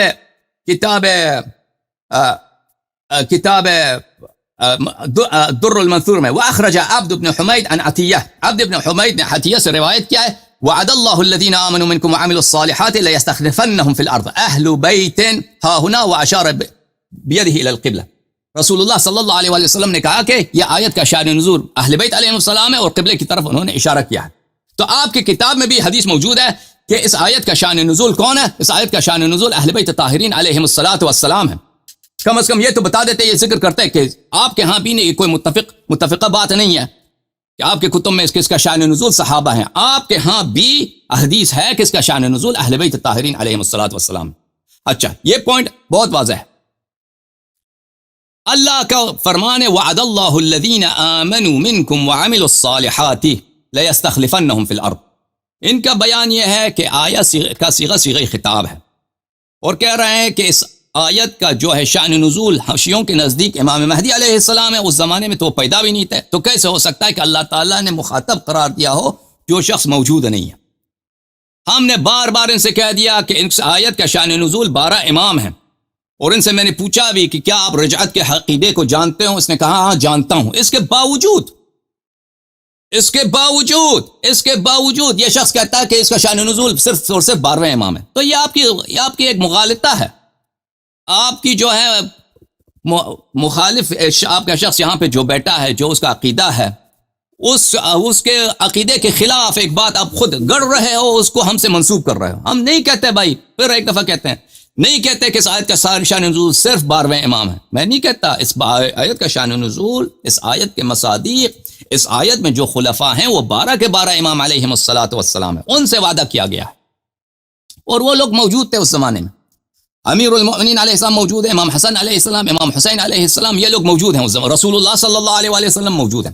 پھر یہ خود اس آیت میں آپ نے جو آیت تلاوت فرمائی ہے، اس میں آپ نے توجہ نہیں دیا ہے. اس میں واضح دلالت ہے کہ اس میں صحابہ جو ہے وہ نہیں ہو سکتے، اس آیت سے مراد نہیں ہو سکتے. کیوں؟ آیا کیا فرمایا؟ وعد اللہ الذین آمنوا منکم. آپ مجھے بتائیے، من تبعیض کے لیے آتا ہے نہیں آتا؟ او بھائی، من تبعیض کے لیے آتا ہے نہیں آتا؟ کیوں خاموش ہو گئے؟ جواب کیوں نہیں دیتے؟ ہاں آپ بات کریں نا، میں بیچ میں بات کر رہا ہوں تو آپ خود منع کر رہے ہیں. اچھی بات ہے، جب میں سوال کروں تو جواب دیا کروں نا. من تبعیض کے لیے آتا ہے نہیں آتا؟ میں حاضر ہوں، بالکل آتا ہے. وعد اللہ الذین آمنوا منکم اخذت من الدراہم. میں نے درہموں میں سے اٹھا لیا. میں نے درہموں سے اٹھایا، اس کا مطلب یہ ہے کہ سب درہم نہیں اٹھائے، وہ درہموں میں سے کچھ آپ نے اٹھا دیا. ٹھیک ہے نا. وعد اللہ الذین آمنوا منکم وعملوا الصالحات لیستخلفنہم فی الارض. آپ میں سے وہ جو ایمان لائے اور جو صاحب عمل صالح ہیں، اللہ نے ان کو وعدہ دیا ہے. اس زمانے میں جو مخاطب تھے یا آج کے زمانے تک جتنے مسلمان، قرآن کریم کا خطاب سب نسلوں سے ہے، آنے والے نسلوں سے بھی خطاب ہے، اس طرح نہیں ہے کہ خطاب صرف ان لوگوں سے تھا۔ اس زمانے میں جو لوگ تھے وہ بھی مخاطب ہیں، آج کے زمانے میں لوگ مخاطب ہیں۔ یا ایھا الناس جب قرآن کہتا ہے تو سب مخاطب ہیں۔ صرف وہ لوگ جو ان کا ایمان کامل ہے اور جو صاحب عمل صالح ہیں، ان سے کوئی گناہ سرزد نہیں ہوتی، کوئی خطا، ان کے سب عمل صحیح ہیں، یعنی مطہرون یعنی معصومون، ان کو اللہ تعالیٰ نے وعدہ دیا ہے کہ وہ ان کو کیا کرے گا، ان کو استخلاف فی الارض عطا کرے گا، اور ان کا استخلاف فی الارض، ان کی حکومت کب آئے گی؟ ان کی حکومت آئے گی ان کے فرزند کے آنے کے بعد، ان کے فرزند کے اور قیام کے بعد، اور ان کو بھی اس زمانے میں حکومت ملے گی، کیونکہ شیعوں کا عقیدہ ہے رجعت میں کہ رسول اللہ صلی اللہ علیہ وآلہ وسلم اور ائمہ طاہرین علیہ الصلوۃ والسلام کی رجعت ہوگی۔ اور اگر رجعت کو چھوڑ بھی دیں تو اگر آپ مثلا ایک شخص کا ایک خاندان ہے کہیں، ان کے فرزند کو دولت میں ملنے والا ہے، تو آپ ان خاندان والوں سے کہتے کہ اللہ تعالیٰ آپ لوگوں کو بڑا دولت عطا فرمائے گا، اللہ تعالیٰ آپ لوگوں کو بڑا دولت عطا فرمائے گا، تو یہ اس میں کوئی غلطی نہیں ہے یا کذب نہیں ہے۔ اللہ تعالیٰ آپ لوگوں کو دولت عطا فرمائے گا یعنی آپ کے فرزند کو جو دولت مل جائے گا وہ آپ ہی کا خاندان کا آدمی ہے، وہ آپ ہی کا، اس کو آپ اپنا دولت سمجھ لیجئے۔ لیکن اگر یہ ہوتا بھی کہ اگر رجعت کا عقیدہ نہ بھی ہوتا نا تو پھر بھی صحیح تھا، کیونکہ امام مہدی علیہ السلام کا نور عین ہے، اہل بیت علیہ السلام کا نور عین ہے، اہل بیت علیہ السلام کا تاج سر ہے، 12ویں امام ہے، ان کی حکومت ہے رسول صلی اللہ علیہ وسلم کی حکومت ہے، ان کی حکومت امیر المؤمنین علیہ السلام کی حکومت ہے، ان کو حکومت ملی تو یعنی باقی ائمہ علیہ السلام کو حکومت ملی۔ مثلا ایک فرد کے خاندان کو حکومت ملتا ہے تو آپ کہہ سکتے ہیں کہ اس خاندان کو حکومت ملی ہے، ٹھیک ہے، لیکن ہمارا عقیدہ تو یہ ہے کہ رجعت پہ ہم ایمان رکھتے ہیں، اور سب 12 امام وہ جو ہیں ان کی تمکین ہوگی۔ اب الحمدللہ رب العالمین، ہم آپ سے مطالبہ کرتے ہیں بھائی کہ ہم نے آپ کے کتب میں سے دکھایا کہ جو آپ نے ہم سے مطالبہ کیا نا کہ حدیث دکھاؤ، کہا کہ مجلسی نے اس کی تضعیف کیا، ہم نے دکھا دیا کہ مجلسی نے تضعیف نہیں کیا۔ اب آپ نے جو ادعا کیا ہے کہ اس کا مصداق صحابہ ہے، اس کی صحیح حدیث دکھاؤ اپنی کتب میں، پہلی بات ہے، ٹھیک ہے نا۔ اس کے بعد پھر آگے آپ نے جو نہج البلاغہ وغیرہ کے متعلق بات کی ہے وہ کبھی اور، وہ دوسرا موضوع ہے۔ بہرحال آپ میں نہج البلاغہ کے متعلق جو لوگ کہتے ہیں کہ نہج البلاغہ میں امیر المؤمنین علیہ السلام نے عمر کو خلیفہ کہا ہے، تو پلیز آپ میرا اسی یوٹیوب چینل میں ایک اسپیچ ہے، لیکچر ہے، اس میں یہ ہے، اس کا عنوان یہ ہے کہ کیا رسول اللہ، کیا نہج البلاغہ میں ابو بکر کی مدح، عمر کی مدح ہے یا نہیں ہے، مدح و ستائش ہے یا نہیں، اس کو دیکھ لیجئے، اس میں بہت جواب مل جائے گا آپ کو۔ حکم کریں بھائی، آپ اپنا بات کر لیجئے، کیونکہ ہم نے آگے مزید بھی کالرز ہیں انتظار میں، ان کے کالز بھی لینے ہیں۔ حکم جی اچھا، اس آیت میں جو لفظ استعمال ہوا ہے، میں پہلے بات کر رہا تھا کہ آپ نے کاٹ دیا، پہلے حدیث کی بات کرو نا، کہ تم نے جو حدیث نقل کی ہے ان کی سند نہیں ہے، تم جو کہتے ہو یہ حدیث تمہارے مذہب میں اس کا شان نزول صحابہ ہیں، اس کی کوئی سند نہیں ہے۔ دیکھیں اس کا تو جواب دو نا۔ شان نزول آپ نے بتایا، اس کا شان نزول کیا ہے؟ ہم نے بتا دیا نا کہ 12 امام ہیں۔ نہیں بتایا شان نزول، 12 امام، شان نزول نہیں ہے نا، اس سے فرق نہیں پڑتا۔ یہ اس آیا کا شان نزول 12 امام ہیں، یہ 12 امام کے متعلق ان کی خلافت کے متعلق نازل ہوئی ہے۔ بار بار آپ کو بتا رہے ہیں، یہ دوبارہ دکھاتے ہیں، اچھی بات ہے دوستوں، ان کو سمجھ نہیں آئی، ہم دوبارہ دکھانے پہ مجبور ہیں۔ نہیں دوبارہ دکھاتے ہیں، نہیں آپ کو سمجھ نہیں آئی شان نزول، نہیں اب نہیں چھوڑیں گے، اب دکھائیں گے۔ اب ہمیں حدیث نہیں پڑھنے دیا، ہم نے 2 حدیثیں پڑھی شیعہ کتب میں، الحمدللہ حدیث سب سند کے ساتھ موجود ہے، تو آپ کیوں کہہ رہے ہیں کہ شان نزول نہیں ہے؟ بتائیے تو کیوں آپ کہہ رہے ہیں کہ میں نے شان نزول نہیں بتایا؟ آپ نے خود اعتراف کیا کہ ہمارے پاس شان نزول پر صحیح سند سے ایک بھی روایت نہیں ہے، آپ کے الفاظ میں نے نہیں کہا بھائی، یہ جھوٹ ہے، یہ تہمت ہے۔ دوبارہ شروع کرتے ہیں، دوبارہ شان نزول دکھاتے ہیں۔ نہیں شان نزول دکھاتے ہیں، کس کے متعلق؟ شان نزول سے کیا مراد؟ آیت کس کے متعلق نازل ہوئی ہے؟ یہ کس کے متعلق نہیں، کس موقع شان نزول سے مراد ہماری وہی ہے کہ آیت کوئی حدیث ہو، روایت ہو صحیح سند کے ساتھ کہ آیت کس کے متعلق نازل ہوئی ہے، اس کو ہم شان نزول کہتے ہیں، اس کو ہم شان نزول کہتے ہیں۔ نزول اس کا کس کے شان کے لیے ہے، ہم وہ اس کو شان نزول بولتے ہیں۔ بھائی اگر آپ کو حدیث چاہیے تو آئیے، میں آپ کو بہت سارے حدیث بتاتا ہوں۔ یہ آپ نے نئی تعریف ایجاد کر لی کہ شان نزول کی نئی تعریف آپ نے ایجاد فرما دی ہے. نہیں میں نے کبھی ایجاد نہیں. شان نزول بولتے ہیں اسی کو. دیکھیں نا, دیکھیں حضرت. اچھا آیت جو مباہلہ ہے اس کا شان نزول آپ بیان نہیں کریں گے؟ بیان کریں گے, کیوں نہیں کیوں کریں گے؟ یہ پیش آیا تو وہ واقعہ بیان کر دیں گے نا آپ. آیت استخلاف کس موقع پر نازل ہوئی تھی, واقعہ کیا پیش آیا تھا, وہ آپ نے ایک بھی روایت بیان نہیں کی. چلیں آپ صحیح سند کے ساتھ اپنی کتاب سے روایت کریں. آپ صحیح سند سے اپنی کتاب کے روایت کریں. دیکھیں اہل تشیع اور اہل سنت دونوں اس بات پر متفق ہیں کہ شان نزول یہی ہے جو میں نے پیش کیا. تفسیر نمونہ اور تفسیر مجمل بیان میں بھی یہی لکھا ہے. آپ نہیں مانیں گے تو ہم بس ٹھیک ہے بھائی, بس ٹھیک ہے. آپ سلام سلام سلام سلام سلام. آپ 3 منٹ بات کریں. دیکھیں بھائی 3 منٹ بات کریں, اس کے بعد خدا حافظی. اس کے باوجود اگر آپ کہتے ہو کہ تفسیر نمونہ میں یہی بات ہے تو بسم اللہ کریں. آپ 3 منٹ تک بات کریں, میں خاموش. میں ٹائمر لگا دیتا ہوں, اس کے بعد آپ سے خدا حافظی کریں گے. کیوں حضرت ناراض ہیں کیا ہم سے؟ نہیں, اس کے باوجود تم کہتے ہو کہ تفسیر نمونہ اور اس میں یہ لکھا ہے مجموع البیان میں. مجموع البیان تو میں نے دکھا دیا. نہیں تم بات کرو. ٹھیک ہے دیکھیں اللہ تبارک تعالیٰ نے فرمایا وَلَا يُبَدِّلَنَّهُم مِّن بَعْدِكُمْ وَلَا يُمَكِّنَنَّ لَهُمْ دِينَهُمُ الَّذِي ارْتَضَىٰ لَهُمْ. ٹھیک ہے, وَلَا يُمَكِّنَنَّ لَهُمْ دِينَهُمُ الَّذِي ارْتَضَىٰ لَهُمْ. یہی لفظ اللہ تبارک تعالیٰ نے سورہ حج آیت نمبر 41 میں فرمایا الَّذِينَ إِن مَّكَّنَّاهُمْ فِي الْأَرْضِ, وہ مہاجرین ہم جن کو تمکین دیں زمین میں, وہ مہاجرین, اس میں مہاجرین کو اللہ تبارک تعالیٰ نے مخصوص فرما دیا اور حسنین کریمین مہاجرین نہیں ہیں. ایک بات. دوسری بات, ابھی آپ نے فرمایا کہ اگر مخاطبین سے اللہ تبارک تعالیٰ خطاب کر رہا ہے تو آیت کے نازل ہونے کے وقت 3 ہمارے امام موجود تھے, یعنی مولا علی, امام حسن اور امام حسن. یعنی مخاطبین سے خطاب تو آپ بھی تسلیم کر رہے ہیں, اور اللہ تبارک تعالیٰ نے سورہ حج آیت نمبر 41 میں مہاجرین کو مخصوص فرما کر حسنین کریمین کی نفی فرما دی, کیونکہ حسنین کریمین مہاجرین میں سے نہیں ہے. اس کے علاوہ آپ کے معتبر ترین کتابوں سے ہم نے ثابت کیا, نہج البلاغہ خطبہ نمبر 144, خطبہ نمبر 132 کے اس آیت کا مصداق مولا کائنات نے عمر فاروق وہ خطبہ پڑھیں کہ کیسے اس خطبے میں مولا کائنات علیہ السلام نے فرمایا ہے کہ اس آیت کا مصداق عمر ابو بکر ہیں. پڑھیں وہ خطبہ پڑھیں, بسم اللہ. جی خطبہ نمبر 144 ہے 144. جب حضرت عمر فاروق سیدنا مولا کائنات سے جنگ فارس میں مشورہ لینے کے لیے آئے تو مولا کائنات نے کیا فرمایا, یہ اللہ تبارک تعالیٰ کا دین ہے جسے اس نے غالب رکھا ہے اور اسی کا لشکر ہے. اس کا لشکر ہے, یہ اللہ کا لشکر ہے. یعنی مولا علی حضرت عمر فاروق کے لشکر کو اللہ کا لشکر فرما رہے ہیں جسے اس نے تیار کیا ہے, اور ایسی اس کی نصرت کی ہے کہ وہ بڑھ کر اپنی موجودہ حد تک پہنچ گیا ہے اور پھیل کر اپنی موجودہ پھیلاؤ پر آ گیا ہے. ہم سے اللہ تبارک و تعالیٰ کا وعدہ ہے اور وہ اپنے وعدے کو پورا کرے گا. ہم سے اللہ تعالیٰ کا وعدہ ہے, نحن علی موعود من اللہ. تو یہ جو مولا کائنات نے فرمایا نحن علی موعود من اللہ, یہ اللہ تبارک و تعالیٰ کا کون سا وعدہ ہے؟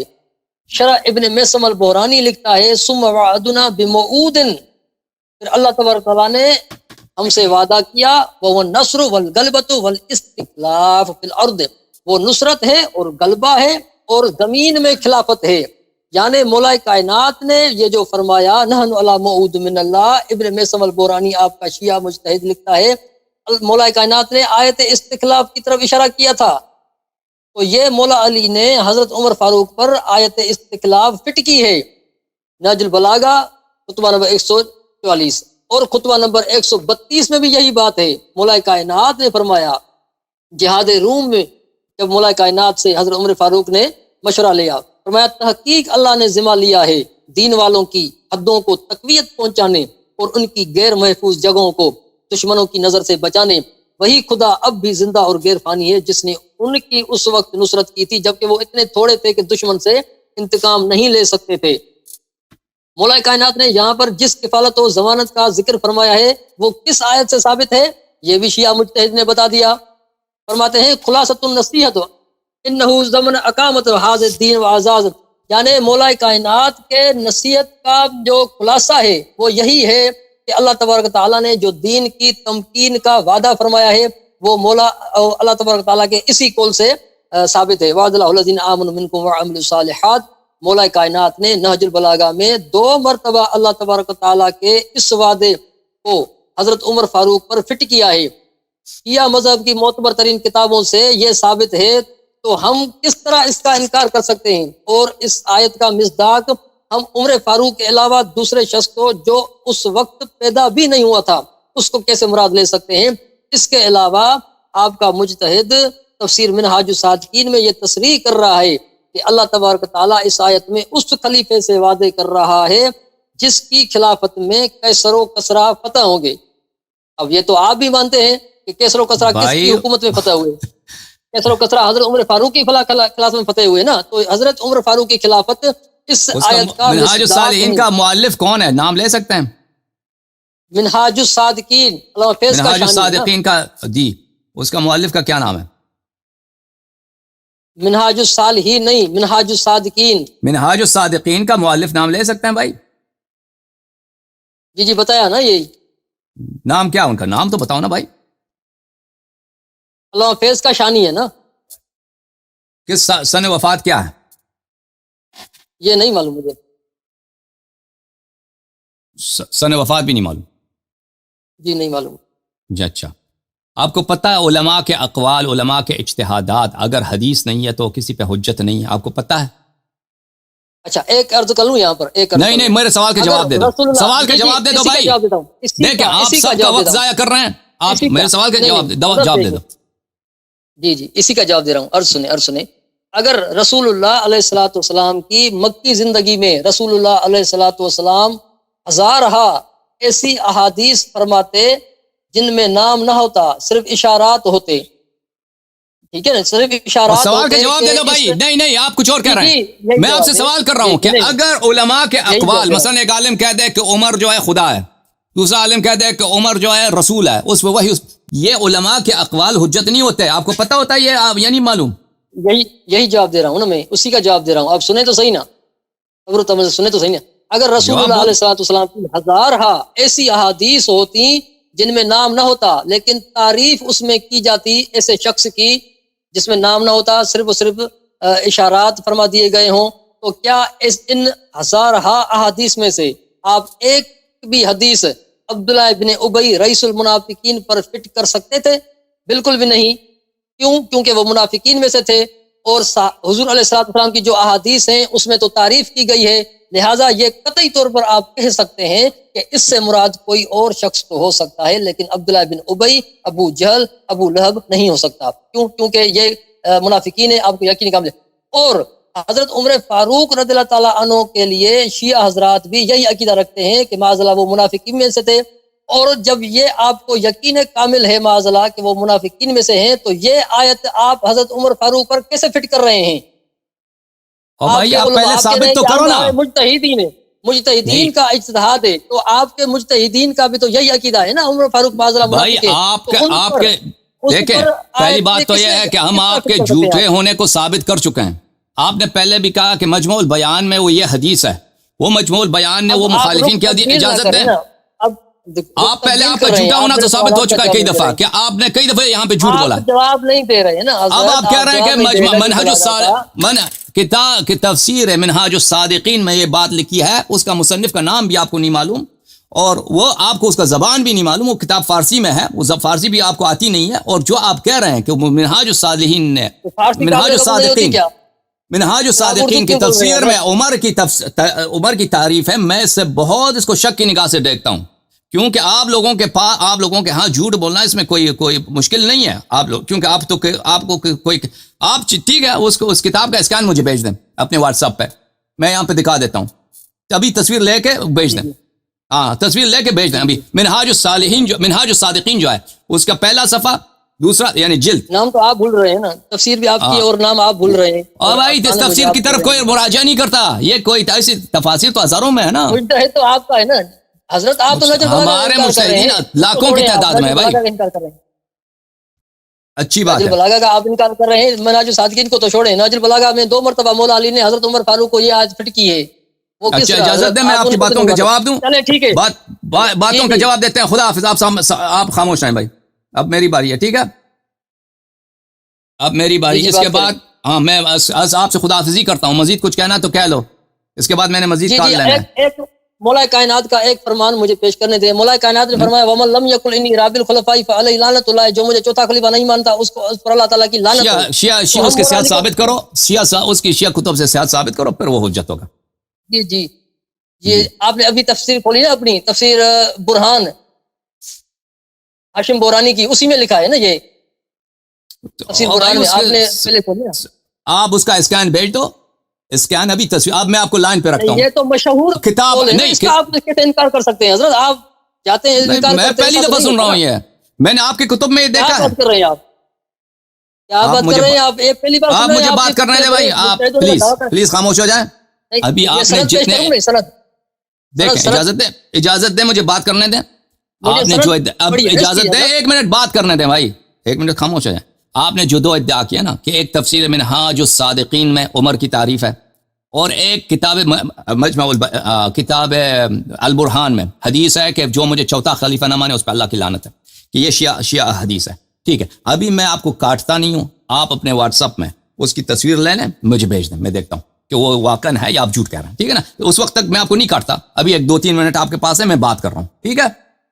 جب تک میں بات کر رہا ہوں آپ اس پہ آپ کام کریں، ٹھیک ہے نا؟ پھر اگر آپ نے نہیں بھیجا تو پھر اس کا مطلب آپ جھوٹے ہیں، صحیح ہے؟ تفسیر برہان کا بھیج دوں، میں ابھی بھیج رہا ہوں۔ برہان کا بھی بھیج دو، منہاج الصادقین کا بھی بھیج دو، دونوں کا بھیج دو، کہ اس میں پورا صفحہ بھیج دو بھائی، کاٹ کے نہیں بھیجنا۔ اگر اگلے صفحے میں جا رہا ہے تو اگلا صفحہ بھی اس میں بھیج دینا، ٹھیک ہے نا؟ مکمل بھیج رہا ہوں۔ مکمل بھیج دیں، بہت مہربانی۔ جی جی بہت مہربانی، بہت مہربانی۔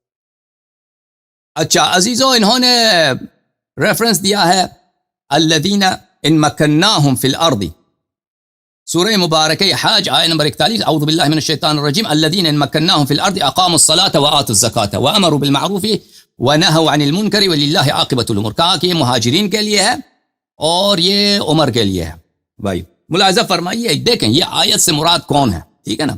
الذین ان مکناہم فی الارض، وہ لوگ کہ اگر ہم ان کو زمین میں طاقت دے دیں، اقام الصلاۃ، وہ نماز اقامہ کریں گے، زکوٰۃ دیں گے، اور امر بالمعروف و نہی عن المنکر کریں گے، وللہ عاقبۃ الامور۔ ہمارے نزدیک اس کا مصداق کون ہے؟ ملاحظہ فرمائیے، تو کتاب و تفسیر البرہان لسید ہاشم البحرانی رحمہ اللہ، یہاں پہ ملاحظہ فرمائیے، یہ جلد نمبر 3 صفحہ نمبر 891، الذین ان مکناہم فی الارض اقاموا الصلاۃ وآتوا الزکاۃ، ٹھیک ہے؟ روایت کرتے ہیں یہاں پر امام کاظم علیہ السلام سے، وہ اپنے والد سے، اور وہ اپنے آباء طاہرین علیہم السلام، امیر المؤمنین یا رسول اللہ صلی اللہ علیہ وآلہ وسلم سے، کہ یہ قوله تعالی الذین ان مکناہم فی الارض اقاموا الصلاۃ وآتوا الزکاۃ وامروا بالمعروف ونہوا عن المنکر نحن ہم، اس سے مراد اہل بیت علیہم السلام، اس سے مراد مہاجرین نہیں ہے، اس سے آپ جو کہہ رہے ہیں اس سے مراد مہاجرین ہے، کہاں؟ اس میں آیت میں تو نہیں لکھا اس سے مراد مہاجرین ہے، آپ خود تفسیر بالرائے کرو، ہم تفسیر بالنص کرتے ہیں۔ پہلی والی آیت پڑھیں، اجازت دیں بھائی، اجازت دیں بھائی، ترتیب قرآن کے قرآن میں بہت ہے کہ ایک پچھلا آیا کسی موضوع پر ہے، دوسرا آیا کسی اور سے ہے، آپ کو پتہ ہونا چاہیے۔ قرآن میں یہ بہت ہے کہ ایک آیا خطاب کافر سے ہے، آگے آیا خطاب مومنین سے ہے، پچھلے آیا کسی سے خطاب ہے، آیا کسی اور سے خطاب ہے۔ یہ سے مراد نہیں ہے اگر پچھلے آیا مہاجرین سے خطاب ہے تو اگلے آیا بھی مہاجرین سے خطاب ہے، اس کے لیے نص کی ضرورت ہوتی ہے۔ دو آیتیں ہیں، ایک آیا ایک دوسرے کے بعد ہے، ایک آیا مکی ہے، دوسرا مدنی ہے، یہ تو سب لوگ جانتے ہیں۔ ترتیب جمع جو ہے ترتیب نزول نہیں ہے، یہ آپ کو پتہ ہونا چاہیے۔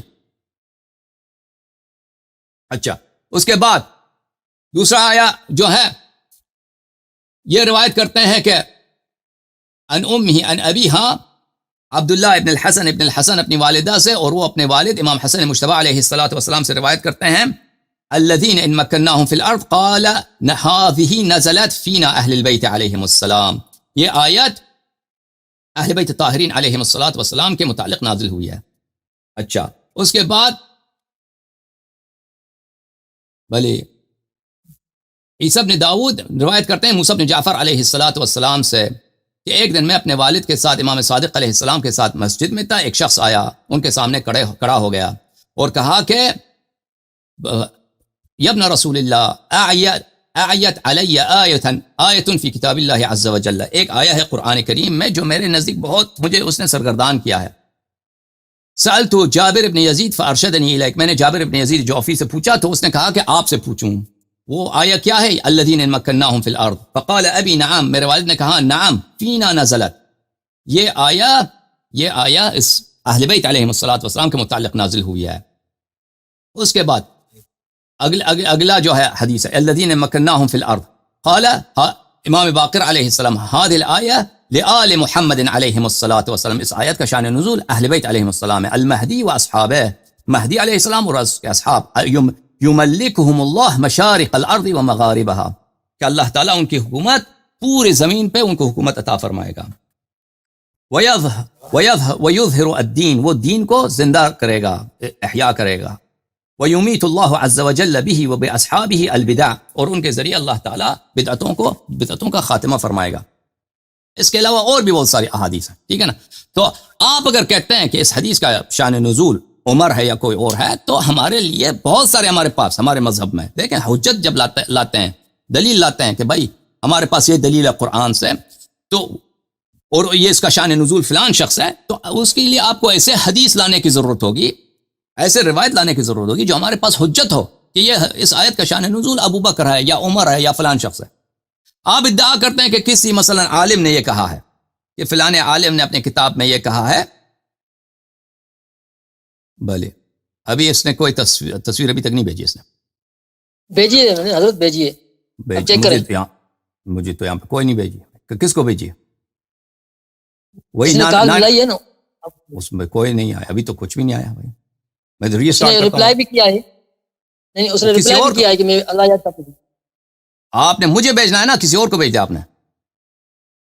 نہیں، جس نے کال کنیکٹ کی ہے نا میں نے اس کو بھیجا ہے. مجھے بھیج دو نا بھائی، مجھے بھیج دو، کسی اور کو کیوں بھیجا ہے بھائی؟ مجھے بھیج دو.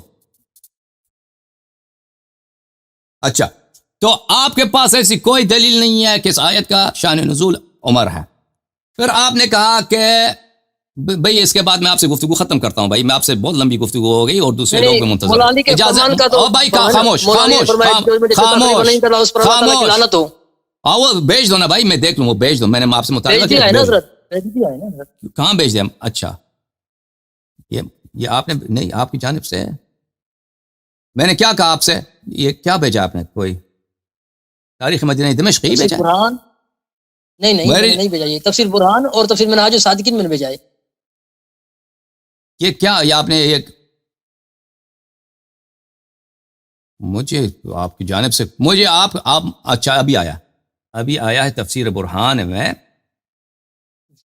ہاں تو حدیث کیوں پورا نہیں پڑھتے بھائی؟ حدیث تو لعنت اللہ علی الکذابین. حدیث یہ ہے بھائی، امیر المؤمنین علیہ السلام نے فرمایا من لم یقل انی رابع الخلفاء الاربعہ فعلیہ لعنت اللہ، جو نہ کہے کہ میں چوتھا خلیفہ ہوں اللہ کا، تو اس پہ اللہ کی لعنت ہے.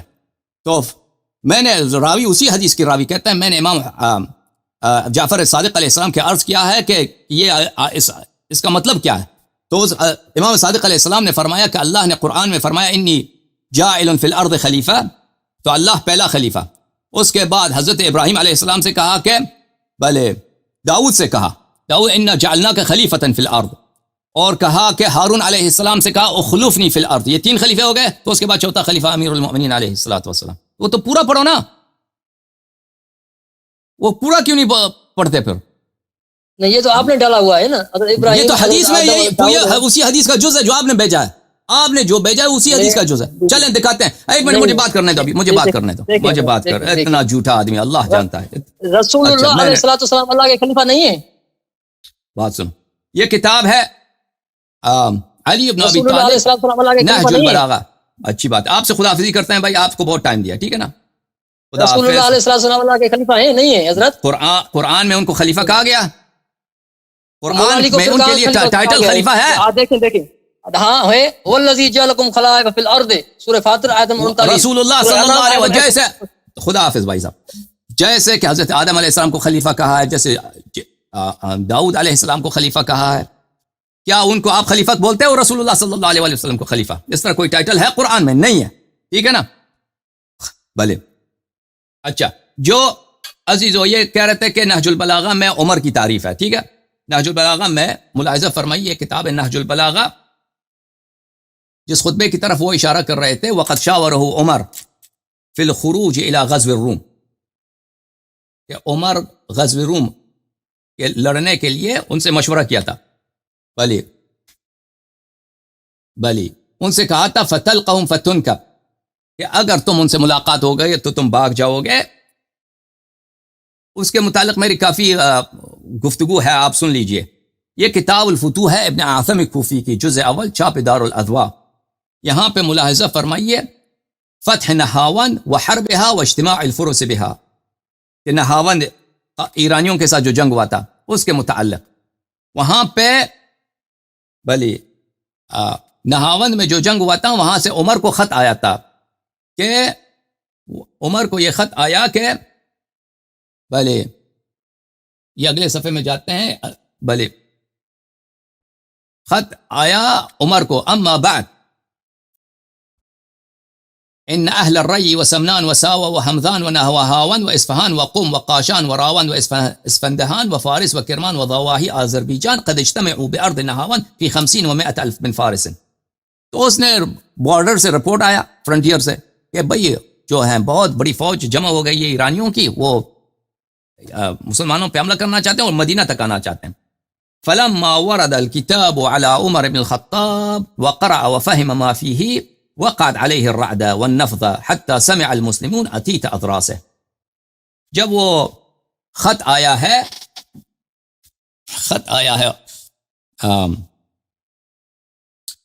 بارڈر سے، تو عمر لرزنے لگا، عمر پہ لرزہ طاری ہو گیا، اور اس کے دانت ایک دوسرے سے ٹکر رہے تھے، کہ اس کے دانت آپس میں ٹکر رہے تھے. تو اس کے سب نے اس کی آواز سنی. تو اس وقت امیر المؤمنین علیہ السلام نے اس کو مشورہ دیا تھا. اور پھر یہ روایت جو ہے، مشورے والی روایت، اس کی کوئی سند نہیں ہے. آپ کہتے ہیں کہ نہج البلاغہ سب صحیح ہے، وہ میرا اسپیچ ہے بھائی، اس میں دیکھ لو کہ کیا نہج البلاغہ میں عمر کی مدح ہے یا نہیں. اس میں بہت میں نے بات کی ہے، تو میں اس باتوں کو 1-2 گھنٹے کی باتوں کو دوبارہ نہیں دہرانا چاہتا. اچھا، ان حضرت نے جو اسکین بھیجا ہے کہ تفسیر منہاج الصادقین کے، انہوں نے کوئی اسکین نہیں بھیجا ہے ابھی تک. وہ دیکھتے ہیں اگر شاید بعد میں بھیجا ہو. اچھا، یہ جو انہوں نے اسکین بھیجا ہے، کس کا بھیجا ہے بھائی؟ تفسیر برہان کا، ٹھیک ہے نا. وہ یہ ہے کہ قال امیر المؤمنین علیہ السلام من لم يقل انی رابع الخلفاء الاربعہ فعلیہ لعنت اللہ. معاف کیجیے گا عزیزو، یہ جو ہے کیونکہ لوگ کال کرتے ہیں، واٹس ایپ میں نہیں دکھانا چاہتا، میں اس کو ڈاؤن لوڈ کر کے آپ کو دکھانا چاہتا ہوں، ٹھیک ہے نا، تاکہ جو کال کرتے ہیں واٹس ایپ پہ ان کے نمبر نہ آ جائے. بہرحال انہوں نے جو بھیجا ہے تفسیر البرہان، اس میں یہی ہے کہ جو نہ کہے کہ میں چوتھا خلیفہ ہوں اللہ کا، اس پہ اللہ کی لعنت ہے. اس کے بعد یہ ہے کہ پہلا خلیفہ آدم علیہ السلام، دوسرا خلیفہ داؤد علیہ السلام، تیسرا خلیفہ ہارون علیہ السلام، چوتھا خلیفہ میں. اس میں یہی ہے. تو اس کو شرم نہیں ہے کہ اس کو جو ہے پھر کہتا ہے کہ وہ آپ لوگوں نے اضافہ کیا. ہم لوگوں نے اضافہ نہیں کیا. جو حدیث ہے مثلا 3 سطر 4 سطر کی ایک حدیث ہے، تو حدیث کو پوری پڑھو. تو شیعوں کے لیے کیسے حجت تم دلیل لا سکتے ہو یہ کہ شیعوں کے نزدیک بھلے امیر المؤمنین علیہ السلام چوتھے خلیفہ ہیں؟ کوئی شیعہ اس کو مانے گا؟ تمہارا عقل ہے؟ السلام علیکم، بات کرو بھائی، بات کریں. ہلو جی جناب، جی السلام علیکم. وعلیکم السلام. کیسے ہیں جناب؟ طبیعت کیسی ہے؟ مولا کا کرم، اللہ کا کرم. اللہ پاک خیر کرے. جناب چند سوالات تھے. جی بارے بھائی، کیا حکم؟ یہ ابھی آپ پتہ نہیں کسی سے بات کر رہے تھے، تو آپ نے کہا کہ نہج البلاغہ کا خطبہ نمبر جو 144 تھا، تو اس کو آپ نے کہا کہ یہ خطبہ جو ہے وہ ضعیف ہے یا مستند نہیں ہے وغیرہ، یہ کیا بات؟ یہ بات یہ ہے کہ عزیز، عام لوگوں میں یہ ذہنیت پہ ہوتا ہے کہ نہج البلاغہ جو ہے اس کے سب خطبے صحیح ہیں. جی نہج البلاغہ کا جو مصنف ہے، وہ میں نے اس کے متعلق پورا اسپیچ دیا ہے، وہ اسی چینل میں موجود ہے اگر آپ دیکھنا چاہیں. نہج البلاغہ کا جس شخص نے اس کی تالیف کی ہے، یعنی مختلف خطبوں کو، مختلف خطوں کو اور کلمات قصار کو جمع کیا ہے، اس نے ایسا ادعا نہیں کیا ہے کہ میں جو ہے سب صحیح روایات کو جمع کر رہا ہوں. یہ پہلی بات. دوسری صحیح. بات یہ ہے کہ وہ شخص محدث بھی نہیں تھا, وہ محدثین میں سے بھی نہیں تھا. تیسری بات, اس نے یہ کہا کہ وہ باتیں جو امیر المؤمنین علیہ الصلوۃ والسلام کے جملے ہیں, خطبے ہیں, جو بلاغت کے لحاظ سے بہت عالی مرتبے پر ہیں, میں ان کو جمع کرتا ہوں. تو اس نے نہج البلاغہ لکھا ہے, اور اس نے سند, اس کا سند کوئی ذکر نہیں کیا ہے. اور اس کا ایک اور بھی, اسی شخص کا ایک اور بھی کتاب ہے, اس کا نام ہے مجازات النبویہ, شریف رضی کی. اس میں بھی یہی کام کیا ہے اس نے, جو رسول اللہ صلی اللہ علیہ وسلم کے جملے ہیں جو جس میں بلاغت ہیں ان کو جمع کیا ہے. تو اس میں نہج البلاغہ میں بھی اور اس کتاب میں بھی بہت سارے ایسے فقروں کو اس نے جمع کیا ہے جو مخالفین کے ہیں, یعنی آپ لوگوں کے ہیں, آپ لوگوں کے توسط سے وہ نقل ہوئے ہیں.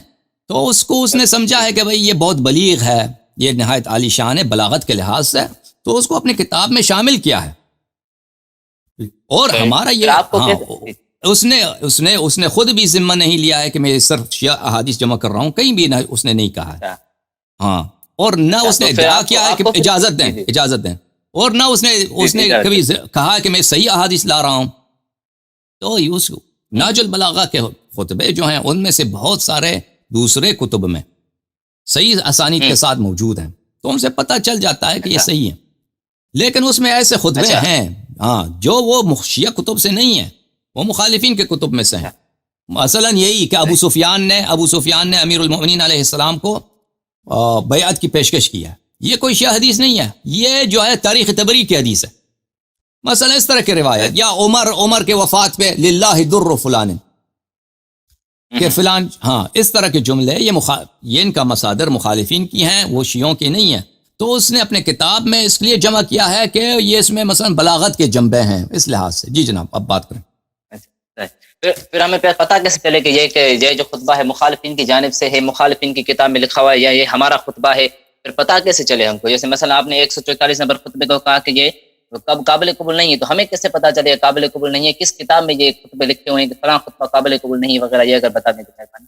تو یہ جو نہج البلاغہ کے متعلق کتابیں, تحقیقی کتابیں ہیں, جس میں اس میں اسانید نہج البلاغہ کے نام سے, کہ وہ نہج البلاغہ میں جو خطبے وغیرہ ہیں اس کے اسانید انہوں نے جمع کیے ہیں علماء نے. اس میں اگر آپ مراجعہ کریں تو وہاں پہ آپ کو نظر آئے گا. بہت سارے خطبے ہیں کہ ان کے اسانید ہیں, بہت سارے ہیں کہ ان کے اسانید مخالفین کے کتب میں ہیں, اور بعض کے ہیں ان کے اسانید کہیں بھی نہیں ملتے, کیونکہ اس زمانے میں اس کا اسانید طے, اور شریف رضی کے زمانے میں, اور پھر بعد میں وہ ضائع ہو گئے ہیں, ہمیں ابھی تک نہیں پہنچے, ہم تک نہیں پہنچے. جی جناب. پھر آپ نے جو 144 خطبے کی تردید کی وہ کس بنیاد پر کی, ذرا وہ حوالہ پیش کیجیے گا. آپ 144 کو پڑھیے, مجھے نمبر نہیں معلوم کہ کون سا خطبہ کس نمبر پر ہے, آپ ذرا پڑھیے. نہیں جناب, وہ میرے نہیں, اصل میں پیش تو کسی اور نے کیا تھا نا, پتہ نہیں, پہلے بھائی مجھے نہیں معلوم وہ کون سا خطبہ ہے. 144 آپ کہہ رہے ہیں, مجھے کیا معلوم 144 میں کیا لکھا. خطبے تو بہت سارے ہیں, مجھے نمبر یاد نہیں ہے. اچھا دیکھیں, کوئی بھی دیکھیں, میرے لیے ضروری نہیں ہے کہ میں ثابت کروں کہ وہ خطبہ ضعیف ہے. میرے لیے نہیں جناب, نہیں ضروری کیسے نہیں, آپ نے اجازت دیں, جملہ پورا ہونے دیں. یہ جو شخص میرے سے استدلال کر رہا ہے اس کی ذمہ داری ہے کہ وہ صحت ثابت کرے, ٹھیک ہے نا. اچھا, یہ کسی, ہاں میں ابھی میں آپ سے استدلال کر رہا ہوں, یہ میری ذمہ داری ہے کہ میں جو حدیث لاؤں صحیح حدیث لاؤں, اور اس کے اگر آپ ڈیمانڈ کریں تو اس کی صحت ثابت کروں, ٹھیک ہے نا. یہ آپ کی ذمہ داری نہیں ہے کہ بھئی حدیث میں لا دوں صحت ثابت نہ کروں, اور آپ کی ذمہ داری ہے کہ اس کو ضعیف ثابت کریں. نہیں کسی بھی استدلال میں کسی, اجازت دیں بھائی صاحب بات کرنے کی, کوئی بھی شخص دلیل لاتا ہے, یہ دلیل لانے والے کی ذمہ داری ہے کہ وہ صحیح دلیل لا دے اور اس کی صحت مخاطب کے لیے ثابت کرے, ٹھیک ہے نا. وہ مخاطب کے لیے ضروری نہیں ہے کہ وہ صحت کے لیے دلیل نہ لائے اور کہہ دے یہ خطبہ موجود ہے, پھر وہ اس کی ذمہ داری ہو کہ وہ اس کی ضعف ثابت کرے, ٹھیک ہے نا. یہ میری ذمہ داری نہیں ہے کہ جو شخص میرے یہاں پہ آ کر شیعوں پر اعتراض کرتا ہے, یہ اس کی ذمہ داری ہے کہ جو بھی روایت, جو بھی حدیث اس کے بنا پر وہ اعتراض کر رہا ہے شیعوں پر, اس کی وہ صحت ثابت کرے. سمجھ میں آ رہی نا بات آپ کو؟ جی بالکل. اچھا, اگر ایسی بات ہے تو بات سنیے کہ انکار جو خطبہ جو پیش کیا تھا وہ مجھ سے پہلے جو بھائی آئے تھے, بھائی صاحب آئے تھے, انہوں نے پیش کرا, ٹھیک. تو آپ ان سے صحت دلیل کا مطالبہ کرتے, آپ نے کہا کہ یہ جو خطبہ ہے یہ صحیح نہیں ہے, تو چلو آپ نے بات کی تو میں آپ سے میں نے کہہ دیا کہ میں نے کئی دفعہ کہہ دیا کہ صحت ثابت کرو, پہلے ثابت کرو کہ صحیح. میں نے کہہ نہیں، دیا. جب آپ نے کہا کہ جب آپ نے کہا کہ یہ خطبہ صحیح نہیں ہے تو اب یہ آپ کا قول ہے، تو اب یہ آپ ثابت کریں نا. ان سے تو ہم کو پتہ ہی نہیں ہمیں کہ وہ کون یہ اس کے کہاں بعد پر ہے پتہ بھائی، نہیں کیا یہ دوسرے مرحلے پر ہے جی. نا. پہلے وہ جو شخص استدلال کرتا ہے وہ صحت ثابت کرتا ہے. صحت اگر اس نے ثابت کی تو اب میری ذمہ داری ہے کہ یا میں قبول کروں یا اس کو رد کروں، ضعف کی دلیل لے کے آؤں نا، تضعیف کروں. جب اس نے صحت ثابت ہی نہیں کیا، فلان کتاب میں لکھا ہے، کتابیں بہت ہیں بھائی، دنیا میں کتابیں بہت ہیں، دنیا میں احادیث بہت ہیں، دنیا میں جتنی احادیث ہیں سب صحیح نہیں ہیں، ٹھیک ہے نا. آپ اگر کسی کتاب کا حوالہ دیتے ہیں کہ اس کتاب میں یہ حدیث ہے تو آپ کو ثابت کرنا ہوگا کہ یا تو وہ پورا کطاب صحیح ہے، یا اگر پورا کتاب صحیح نہیں ہے تو یہ حدیث اس میں صحیح ہے. ہاں، اس نے یہ ثابت ہی نہیں کیا. اجازت جناب، یہ طویل ہو جائے گفتگو. اصل مسئلہ یہ ہے کہ بات اس نے کی تھی نا جناب، بات تو میں نے تو نہیں کی نا. بات کی ہے اس نے کہ بھائی یہ حدیث میں اس نے ایک محج البلاغہ سے خطبہ پیش کیا، آپ نے کیا اس خطبے کا انکار. اب میں کیسے مانوں کہ آپ نے انکار کیا ہے، آپ کے مجتہدین نے انکار کیا ہے؟ اگر آپ کا انکار ہے وہ تو ہمارے یہاں قابل قبول نہیں ہے. اگر ہاں آپ کے مجتہدین انکار کرتے ہیں تو وہ قابل قبول ہے، لہٰذا آپ نے مجتہد کا انکار دکھائیے. جی جناب. جی میں آپ کو خطبہ نہج البلاغہ خطبہ نمبر 144 دکھاتا ہوں. آپ خطبہ نہج خطبہ نہیں دکھائیں، خطبہ نہیں دکھائیں، خطبہ نہیں دکھائیں. مجھے اس کی جو آپ نے کہا یہ خطبہ صحیح. حضرت عمر فاروق رضی اللہ عنہ نے جنگ فارس میں شریک ہونے کے لیے وغیرہ جو مشورہ کیا آپ سے، ہاں اس کی کوئی سند نہیں ہے. میں نے کہا کہ اس کی سند نہیں ہے نا، عرض کیا اس کی سند نہیں. ساری نہج البلاغہ کی نہیں ہے، بالکل سند نہیں ہے. نہج البلاغہ میں سند. جی آپ کیا فرما رہے ہیں؟ پورا بات کریں. ساری نہج البلاغہ سند پیش کریں گے بھائی. میں نے عرض کیا نا کہ نہج البلاغہ کے مصنف نے اپنے نہ اس کے خطبوں کا نہ اس کے خطوں کا اس نے سند ذکر نہیں کیا. یہی تو عرض کر رہا ہوں کہ اس نے ذکر نہیں کیا. سند نہیں ذکر کی تو اجازت دیں. تو اس نے جو عمر کی جو تعریف کی، جو اس کے ذہن میں یہ کہ تعریف ہے، اس میں تعریف نہیں ہے، اس میں تعریف نہیں ہے. لیکن وہ جو کیا سمجھ رہا ہے کہ وہ تعریف ہے، وہ 144 نہیں ہے اور اس کا نمبر کچھ اور ہے. آپ 144 کہہ رہے ہیں، اس کا 144 نہیں ہے، نمبر اس کا کچھ اور ہے. 144 کھلا ہوا ہے. اچھا میرے پاس جو ہے وہ 144 نہیں ہے، 12 آپ کے پاس 144 ہے. نمبر مختلف ہوتے ہیں. ٹھیک ہے. تو اس میں آپ کی خدمت میں عرض یہ ہے کہ وہ اس کی کوئی سند نہیں ہے. اتنا کافی ہے میرے لیے، ضعف ثابت کرنے کے لیے اتنا کافی ہے. میں نے کہا سند نہیں، ختم بات. نہیں بات سنیں جناب، ایسا نہیں نا. 101 خطبے سے لے کر جا کر 143 خطبے تک کسی خطبے کی سند نہیں ہے نا. تو ٹھیک ہے، پھر اگر سند نہیں ہے تو ختم بات. کیسے ختم جناب؟ آپ کہہ رہے ہیں کہ اس کی یہ ساری نہج البلاغہ تو چلیں گے اب آپ. بھائی میں اب آپ سے دوبارہ دہراتا ہوں آپ سمجھ لیجیے بھائی. نہیں دوبارہ مت دہرائیں جناب، دوبارہ مت دہرائیں. جب بات طویل ہو جائے گی نا اور انتظار کیا نہیں، آپ اسی بات کو کنٹینیو کریں نا. تو اجازت دیں بات کرنے کی، جو میرے ذہن میں ہے وہ میں آپ کو جواب دوں بھائی. میں اجازت دیں. میں ایک دفعہ پھر کہتا ہوں بھائی، آپ لوگ سمجھ لیجئے. نہج البلاغہ کے مصنف نے خطبوں کو جمع کیا ہے، اس نے ذمہ نہیں لیا ہے کہ میں سب صحیح لاؤں گا، ٹھیک ہے نا، صرف صحیح احادیث جمع کروں گا. اور سند بھی ذکر نہیں کیا کسی خطبے کا. ان میں اکثر جو خطبے ہیں یہی خطبے دوسرے کتب میں اسانید کے ساتھ موجود ہیں. اگر نہج البلاغہ کا ایسا خطبہ دوسرے کتاب میں سند کے ساتھ موجود ہے اور وہ سند صحیح ہے تو وہ خطبہ صحیح ہے. یا آپ جس خطبے کی بات کر رہے ہیں اس کی کوئی سند نہیں ہے بھائی. اگر آپ کہتے ہیں کہ یہ ایک مستند حدیث ہے تو اس کا ہمیں دکھا دیجئے، ٹھیک ہے. جس خطبے کو میں نے ضعیف قرار دیا ہے، میں نے کہا اس کی سند نہیں ہے. اگر آپ کو، میں نہیں کہتا کہ پورے نہج البلاغہ میں جتنے خطبے ہیں سب کے سب ضعیف ہیں، اس کی کوئی سند نہیں، میں نہیں کہتا. نہج البلاغہ میں اس کے اسانید نہیں ہیں، لیکن دوسرے کتب میں اس کا اسانید ہیں. لیکن اس کا مطلب یہ نہیں ہے کہ نہج البلاغہ کے سب خطبوں کے اسانید دوسرے کتب میں موجود ہیں. یہ خطبہ جس کو آپ نے اجازت دیں، جس کو آپ نے دلیل اپنا قرار دیا ہے، اس کی سند ہمیں دکھا دیجئے کسی بھی کتاب سے، بسم اللہ، وہ حجت ہو جائے گا ہم پر. جی جناب، ختم بات آسان ہے. جی ہاں. اصل میں مسئلہ یہ ہے کہ آپ کہہ رہے ہیں کہ نہج البلاغہ ایسا بھی خطبوں کی سند نہیں ہے. بالکل ٹھیک بات ہے. تو اب کیا آپ اس بات پہ ایگری ہیں کہ جن خطبوں کی سند نہیں ہے وہ خطبے ضعیف ہیں؟ عرض یہ ہے کہ اگر کوئی خطبہ اس کی سند کسی بھی کتاب میں نہیں ہے، جو بالحال وہ سند کے لحاظ سے وہ ضعیف ہے. لیکن اگر وہ خطبہ آپ کو پتہ ہے اس کے مضامین ایسے ہیں کہ اس کے شواہد شیعہ کتب میں موجود ہیں صحیح سند کے ساتھ، تو پھر وہ صحیح بالغیر ہو جائے گا. اچھا، صحیح غیر ہی. ٹھیک. اصل میں بات سنیے، مسئلہ یہ ہے کہ اگر آپ کہہ رہے ہیں کہ جن خطبوں کی سند ہے وہ تو ٹھیک ہے، جن خطبوں کی سند نہیں ہے وغیرہ وہ ضعیف ہو جائیں گے، یا وغیرہ اگر کوئی قول ملتا ہے تو صحیح لغیر ہی ہو جائیں گے. تو ایسا کریے، آپ ایسا ویڈیو کیوں نہیں بناتے ساری نہج البلاغہ پر کہ آپ ایک ایک خطبے کو ثابت کریں کہ یہ خطبہ صحیح ہے، یہ خطبہ صحیح جب نہیں ہے. لوگوں نے تاکہ کتاب کو بھی لکھے ہیں آسانی تو ہو میں جائے نا. ویڈیو بنانے کی کیا ضرورت ہے؟ وہ کتاب لکھی، وہ شاید کتاب میں لکھا ہوا ہے. کس کتاب میں لکھا میں ہوا نے ہے کہ کبھی یہ کہا خطبہ نا صحیح نہیں اسانید ہے؟ نہج البلاغہ میں آپ جائیے، اسانید نہج البلاغہ میں وہاں پہ صفحہ نمبر، بہت صفحہ نمبر، صفحہ نمبر، اس خطبے کی صفحہ نمبر بتائیں کہ کس صفحے پر لکھا ہوا ہے. مجھے نہیں معلوم، مجھے یہ چیزیں یہ صحیح زبانیں نہیں. یاد رہتا ہے آپ کو کہ کون سا خطبہ آپ کس صفحے میں؟ نہیں تعجب ہے. نہیں معلوم تو آپ نے آپ انکار خود جا کیسے کے کیا مراجعہ جناب؟ کرو نہیں نا. معلوم. آپ لوگ استدلال کرتے ہو اس خطبے کی، سند لانا آپ کا کام ہے. میں نے آپ کو دیا ہے، ارے جا کے کتابوں میں جا کے دیکھو. میں صفحہ پر بھی آپ کو بتا دوں.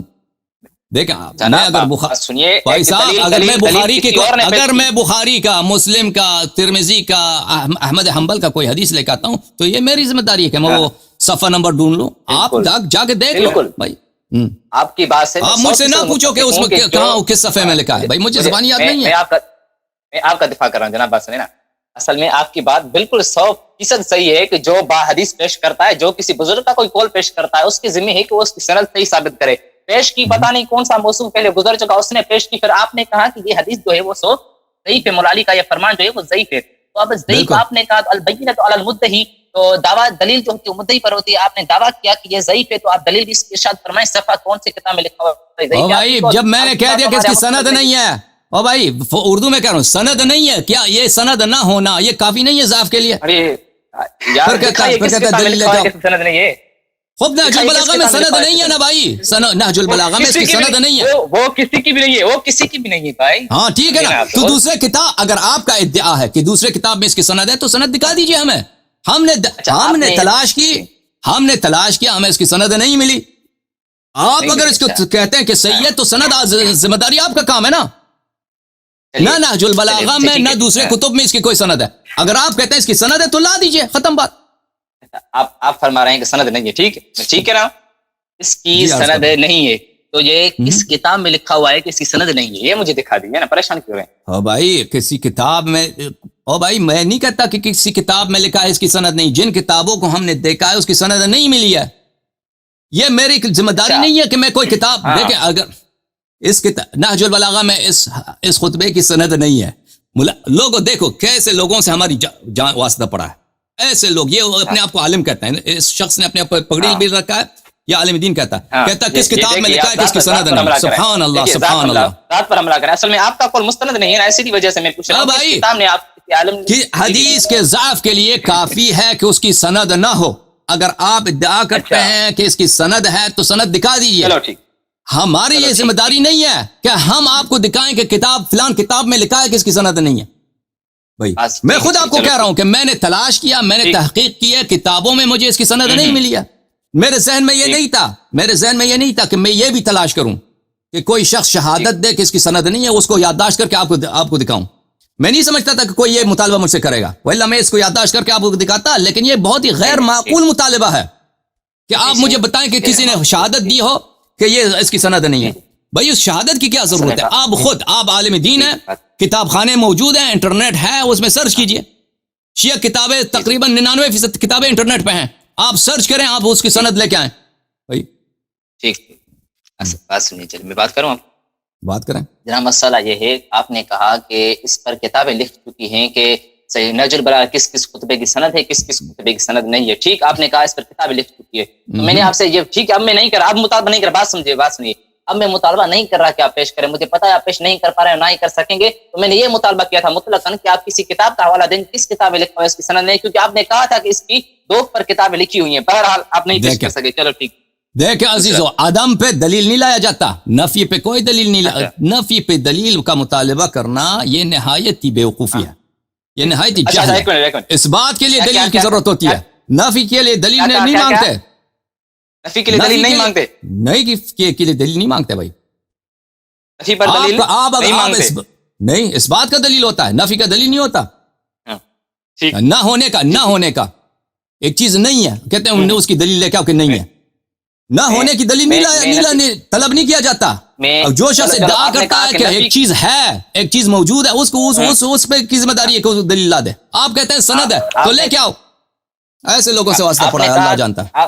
جناب بات سنیں. جناب آپ نے کہا کہ نفی پر دلیل نہیں لی جاتی. ٹھیک ہے، تو آپ یہ بات تسلیم کریں کہ آپ کبھی کسی اہل سنت و جماعت والے سے اس بات پر دلیل طلب نہیں کریں گے کہ مولا علی خلیفہ ہے چوتھے بلا فصل خلیفہ نہیں، کیونکہ ہم انکار کرتے ہیں کہ مولا علی خلیفہ ہے بلا فصل نہیں، ہم کرتے ہیں نفی. ٹھیک، پھر آپ ہم سے کیوں دلیل مانگتے ہیں اس موضوع پر؟ ہم نے کبھی آپ سے دلیل طلب کی ہے کہ بھئی وہ کیوں کہ وہ خلیفہ بلا فصل نہیں ہے؟ ہم دلیل لاتے ہیں کہ وہ خلیفہ بلا فصل ہیں. ہم اپنی ذمہ کریں کہ داری آپ کبھی اہل سنت سے دلیل طلب نہیں کریں گے، اعلان کریں.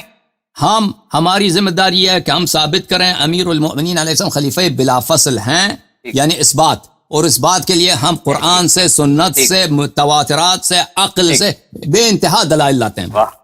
نفی کی دلیل نہیں لائی جاتی ہے، اس بات کی دلیل لائی جاتی ہے. مثلا بخاری میں فرض کریں چلیے بخاری میں فلاں حدیث نہیں ہے، کہتا ہے اس کی دلیل لے کے آؤ. بھائی اس کی کیسے دلیل لے کے آئیں گے؟ وہ جو شخص ادعا کرتا ہے کہ یہ حدیث بخاری میں ہے، اس کی ذمہ داری ہے کہ دلیل لے کے آؤ. نفی کی دلیل نہیں لائی جاتی ہے، اس بات کی دلیل لائی جاتی ہے. بہرحال اگر کوئی اور بات ہے میں نے آپ کو کیا مثال دی، آپ کہاں جا رہے ہیں؟ میں نے کہا کہ آپ چلے بھائی اس بات کا جواب نہیں دے رہے. چلے یہ بات ریکارڈ اور ویسے بھی نیٹ پر جائے گی، پھر دیکھیں گے.